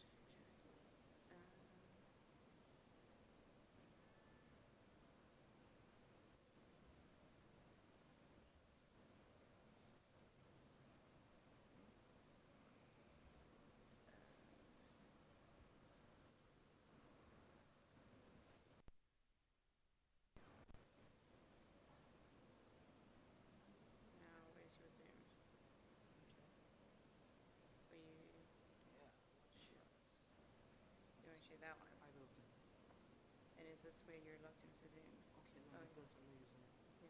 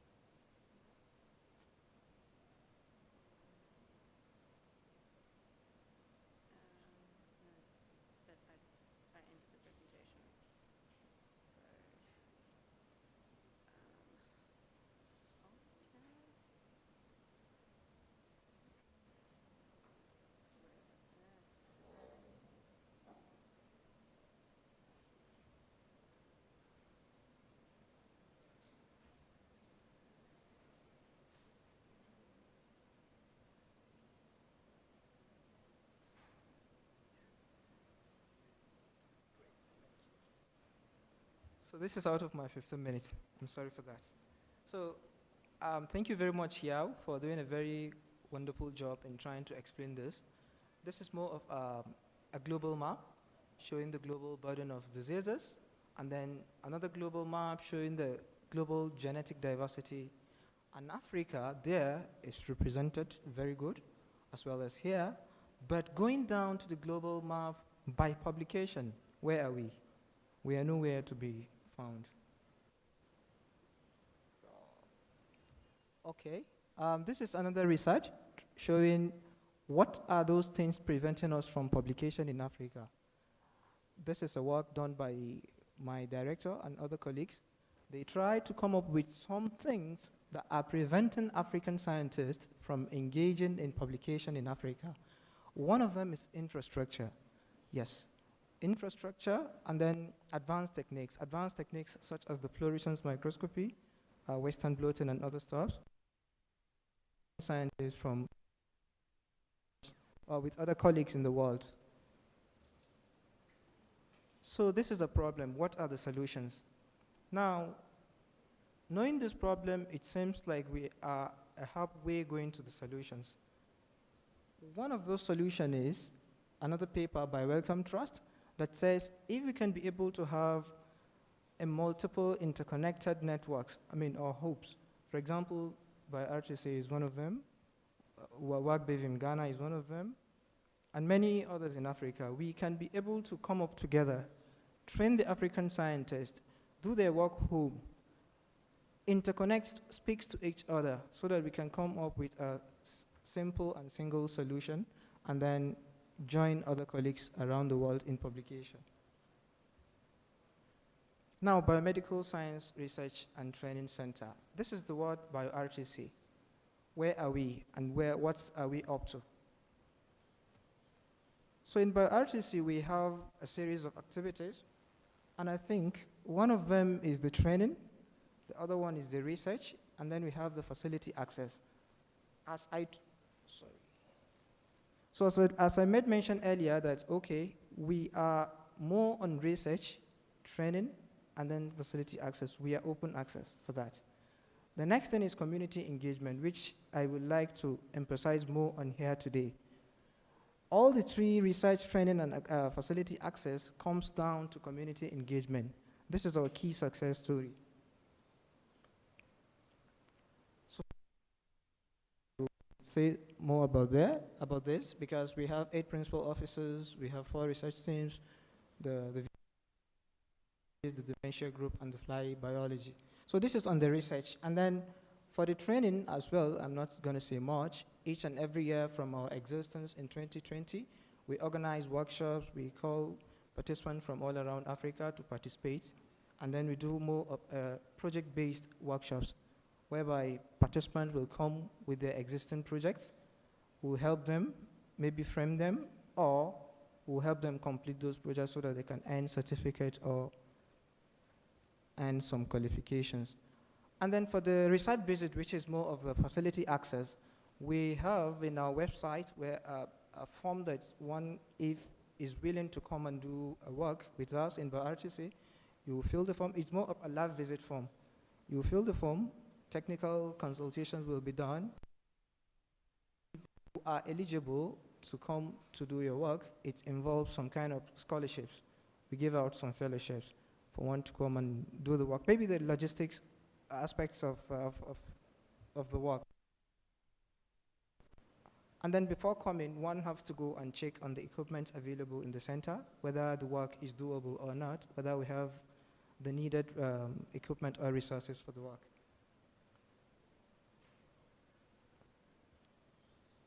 So now let me talk more about the community engagement. Look, this is a typical African setup where we have the government. Our local government, as made mention earlier by Dr. Yao, it was clear that the government in Africa is not funding research. They are not funding research, but this is not because they don't need the research, they need it. Looking at the map, we are not represented on the map. So what we try to do in BioRTC, we try to engage the government. You can see there is the governor. We made up an open plexure microscope. We went to him. We don't need to call him. He's a politician, he's a top government official, so we don't need to call him. We can reach out to him. Sir, we have a program here in your state. I will come to explain where UB is and, in Nigeria, for example. So we reach out to them to tell them what we are doing, what we are up to. At our level, this is what we're giving a contribution to the community. For example, you can see down here is the king or the emir. We call them emir in northern Nigeria. We pay a visit to them. We show them what we're doing. If we have, for example, international faculties coming, we took them to those community leaders to tell them that, okay, we are organizing something, we are doing something that changed the life of a lot of people here in the community, and these are the people that are willing to help for that. So this community engagement gives us a lot of opening. The community buying is key for us. So then for the advisory board, this our advisory board. We try to have a very strong and robust advisory board from all around the world, from the 4 continents.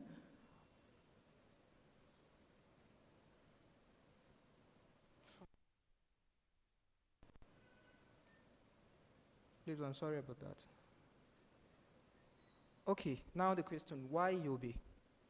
For my Nigerian colleagues, they will ask why UB. If you know the map, if you know Nigeria, Yobe is in the extreme edge of the map of Nigeria. It's located in the northeastern part of the country. Why not Lagos? Why not Abuja, which are the capital? Why Yobe this time around? So I have a lot of stories to tell here. Why Yobe? Because Trend in Africa is an lots of activities in Africa.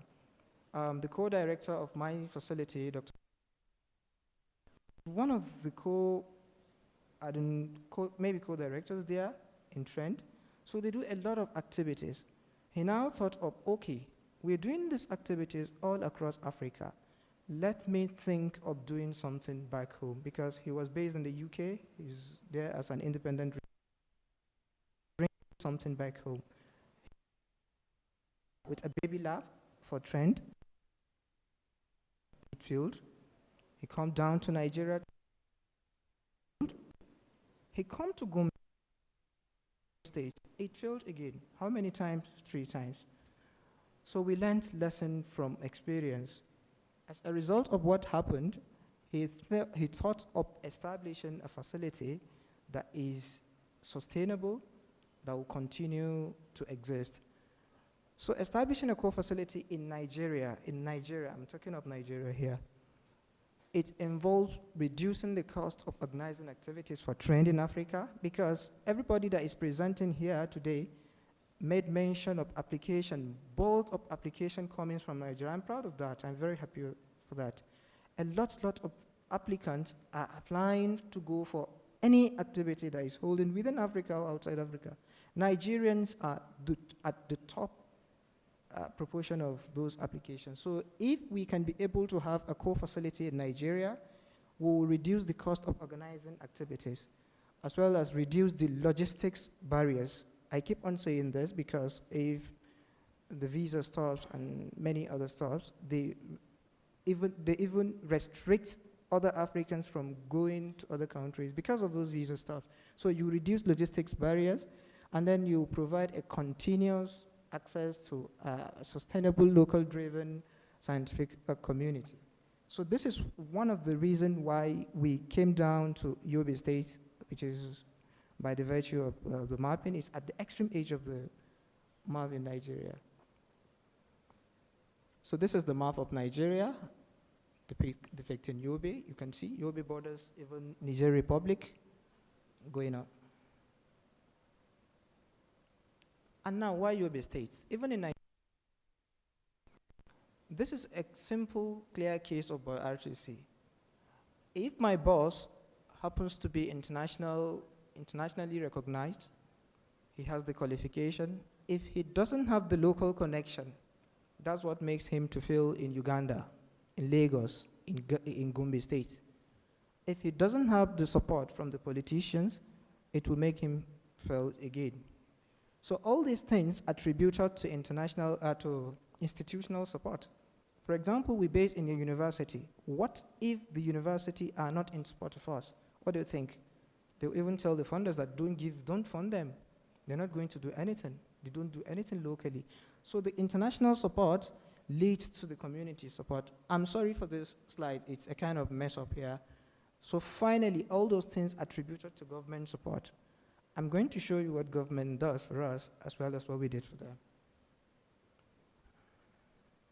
For example, when we started, this is Yobe State University, where my facility is.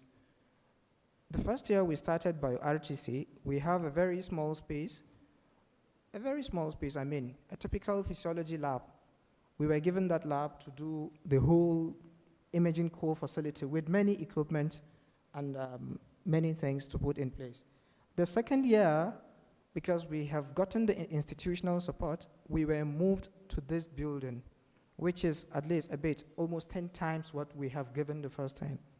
And the third year of our activity, this is a building that is currently undergoing a construction by the government, state government or the local government are in this, and they are the one doing it. And the agreement is simple.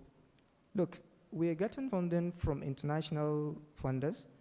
What we need from you, the government, is to give us staffing, give us maybe the building, and then some dedicated budget to sustain ourselves, because we cannot always, as an Africa, always reaching out to people in the West to give us funding to host what we are doing. So I think maybe when next we are holding any activity in BioRTC, we're going to use this space, because at the moment it's at the almost level of completion. Now, for the government, there you're seeing is the governor who was in University of York on an invitation of my director. He invited the government and the top government official to go to the UK to look for themselves. This is not a Nigerian president. He's a governor, state governor, going out to think of a research facility in his state. As a result of this visit, we were given a microscope, LSM 780 from University of York by Peter Otto, which is a game changer for us. We are battling with the reality of just an ordinary LSM 700, and we are, by that virtue, the first facility to have fluorescence microscope in the country, a country of over 200 million people, with over 170 universities. Only single facility is having a fluorescence microscope. What do you think? We having LSM 780 is a game changer. So this is as a result of the community engagement. If we did not reach out to the governor, if we did not reach out to the institution and tell them who we are and what we can offer, we cannot reach this level. And I believe this is what makes a lot of people feel in what they're doing. So now, for more information, this is a paper that was published all about how we start, what we're up to. Please, you can go and check on this paper. It's more of a case study of establishment by RCC. Now let me talk about Shanzuka Bank. Can I use the Nigerian term? Landlords. So they are our landlords, the funders. My director and other team have the idea of establishing a co-facility, but we are not up to where we are. With the funding from CZI, we were able to establish a network, which is an West African network, to say, with the network center in RTC, collaborated to work with in Ghana, and then MRC in Gambia, which will give birth to a small baby unit in Senegal. So with this, we were able to kind of harmonize our capacities, then come up with something tangible for West African part of Africa. And then during the training, what we usually do, as I made mention earlier, we focus more on a project-based training, because it's the typical nature of Africa. We go for trainings, we go for conferences, we go for workshops, we come back and dump the souvenirs, we dump the tax and everything, and then continue our business. Nothing impact. So what we do is quite simple. We try and help people that are interested in a project or they have started. For example, somebody that is doing masters or PhD, these are students that they have a specific project that they're doing. So we collect the like-minded people with an existing project, organize workshops, some activities for them. They'll come down, we'll teach them, we'll show them how to do it, so that when they go back, they can be able to complete either the master's, the PhD, to earn their certificate, or think, sort of have a clear understanding of how to think and come up with another research idea. So it's more of project-based activities. You can say from 2023 February to July, these are some series of trainings that we give. And more of them were more on bioimaging. Now, after the program, this is more of demographics, asking the participant, or we have some set targets. When we started early 2022, we have a target of reaching out to 230 scientists in Africa. Before the end of the second quarter, I guess, we were able to reach out more than 95% of what we targeted. And women's are parts of the game. And for the faculties, we have faculties from all around the world because, okay, in this case, it's more cheaper for me to bring in a faculty from UK, for example, from US, to give a training to 100 people in Nigeria than to take 20 people to the UK. So this is what we do. Our faculties from all around the world, we call them, come down to RTC and give the training. Luckily enough, Yao was one of them. Thank you very much, Yao, for that. And then in the Nigerian term, we have this saying, all works, no play makes Jacks to be a dull boy. Yeah. So after the training and everything, we take the people for sightseeing. Africa, we are very good in that. We have very beautiful landscapes, incomprehensible people. So we take them out. All those places that you're seeing is Nigeria, not Dubai. There is Yobe State. There is Yobe State, and the other place is Bauchi State. So these are some surveys we collected from the people, asking them, from our alumni, asking them what exactly is stopping them from continuing their projects. Some of them, okay, what exactly do they have as a take-home message? Some of them said they developed a new research idea, while others said they completed a project, master's, PhD also. Some of them said they have a proposal. They have a proposal because they started somewhere, they have the data to apply for grant. Their grant got accepted. And then here we asked them, what are the barriers that are stopping you from continuing with your project? Some of them said lack of funding, which are the 100%. Everybody talks about lack of funding. Others talk about lack of consumables. Others talk about they don't have the confocal microscope in their facility to continue with their work. So now I think I come to the end of my talk, and I have to give an acknowledgement to these people who are our supporters. Thank you very much for listening.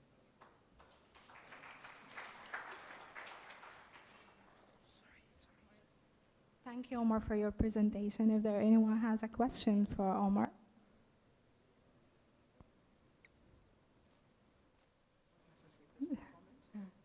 If there is anyone have a comment? Yeah, Joan?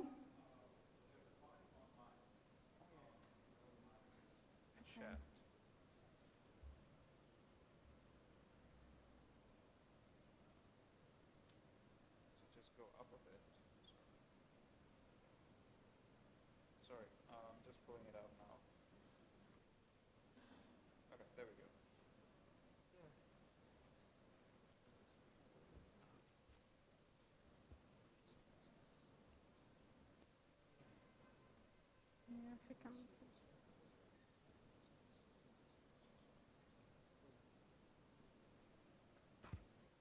Can I respond? Yeah, sure. Okay, so the question is asking me on something that I made mention. Maybe it was not clear. I said, what do we mean by infrastructure? It's quite simple. You can have a building, you can have the infrastructures. We all have them. We all have the biotechnology centers. They have, in Africa, we have a lot of electron microscopes. Recently, we conducted a survey. But are they working? They're not. They're not. You see? So we have the buildings. Even if we have the instruments, if the technical know-how to use them is not there, it's not in use. So this is what I mean by infrastructure. And one of them is, for the advanced techniques, for example, fluorescence microscope, Western blotting. These are things that we need them to, in a global standard of doing things, to publish, one have to involve either imaging or some molecular work in as much as you're doing a work that aligns with those things. So we don't have them. We can be doing the research, but all those recipes are not there, so we don't got accepted in the publication also. So this is what I mean by infrastructures. I don't know, please, if the person asking this is clear. Is there anyone have a comment or a question? Yeah, Naomi. Hi, Kundi.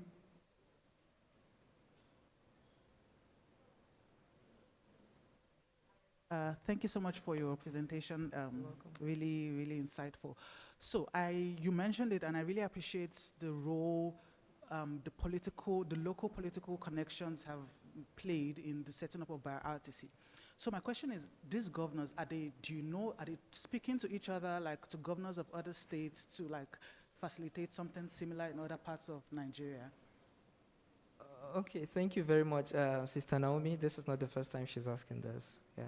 So actually, Naomi, you there? You know the African context and you know the Nigerian context. A governor going to a governor's meeting, trying to come up with something, for example, to explain to other governors that these are what I do in my state. If that politician is not well educated or well informed about what is happening in his state, he cannot be able to make it clear to them. A case of Nigeria, a case of Yobe, for example, what the governor does is quite simple. He appoints my director to be his advisor on science, research, and innovation. After all the programs we have hosted, he will call him, okay, advisor, I want you to explain this to me in such a way I have never been to any science class, so that I can sell this idea to other governors. So this is what he does. What I don't know, and I don't want to say it here, is whether at the governor's meeting he was able to explain those things to other governors. I don't know that. But what we believe is if every state can be able to start somewhere and adopt some of these strategies, because it's a terrain, we know our terrain, but maybe it's different in other states. If you understand the political terrain of your state and you can be able to approach those people, I think it's a very welcoming idea. They will buy the idea. Thank you very much. Okay. All right. Just to add a little to what Kundu has responded to, knowing the settings of some of our politicians, maybe the way to go about it is when some of us that are into science-related professions have opportunity to maybe have a kind of close relationship with any one of them, that will be the only channel by which you can actually come into them. So I just want to encourage us that we may be scientists, we should not be far away from the politicians as well. So when you have that window frame for you to be able to get into them, we should be able to sell onto them what we are doing. And I want to believe that is actually what is helping Yobe. Sure. Thank you so much. You're welcome. So thank you. We have another question from Emmanuel online, yeah? Yeah, hello. Thank you for a very interesting talk, and I really think this is extremely important for us to see a real how to set up an imaging facility or something like that in Africa. What I would like to ask, how long did it take the whole meeting, political governors, and going that kind? That is the only one I think it can work. Maybe also religious people you have to involve. I don't know. Maybe in other countries you will also need the bishop or the mullah or something like that. But it's fundamental, I think. Yeah. Okay, thank you very much. You're asking of how long does it take to convince these politicians, even to reach them. Yeah, I know it's difficult, but we start somewhere. For example, these politicians, wheresoever they are, they have personal assistants, they have secretaries, they have protocol team, the whole protocol team. What these protocol teams does to them as we come across is they are trying to protect them, not from the good ones coming to them, but from the bad ones coming to them. That's the work of the protocols. So we reach out to the protocols, look, please, we have this initiative, and we want the governor to kind of add some recipes to it. We are hosting a summer school, and we want the governor to be present. The first instance, they will tell you, it's not possible. You cannot do that. Maybe you will reach out through some commissioners. I don't know what you call them somewhere in other countries, but in Nigeria, we call them commissioners. You reach out to the commissioner of higher education, one. If it doesn't work, you reach out to the commissioner of education in general. If it doesn't work, we reach out to the commissioner of science and technology. We're not reluctant on what we're doing. So this kind of constant consultation, asking them, please, we want to reach out to the governor, brought about we coming closer to the governor. And in fact, the governor is the one looking for us now. He will be asking, I'm very sure he will be watching this. So he will be the one to ask, so far, where are you? What do you need? He's asking, what do you need? And let me tell you this. In Africa, for somebody to ask you, where are you? What do you want to do? If you have a clear idea of what to do with funding or what to do with government in science, somebody is asking you, what do you want to do? Oh my goodness. Thank you. Thank you so much for your presentation. And now it is the end of our third session.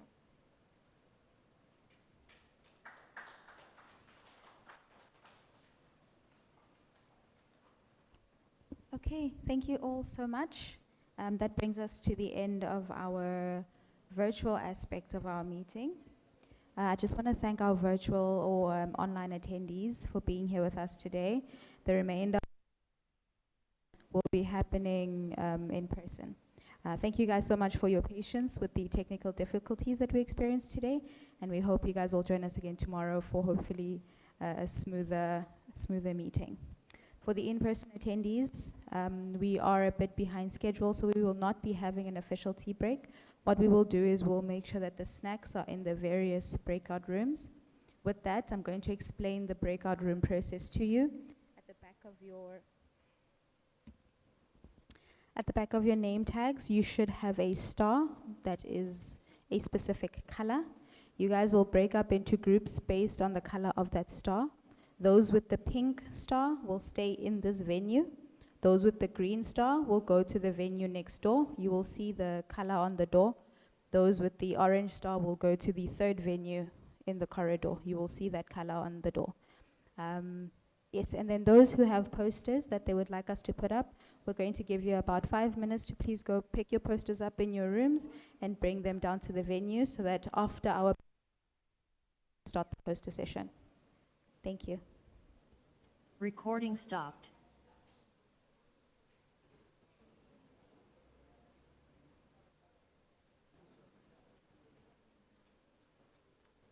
For clarification, for this breakout group, we're only doing colors.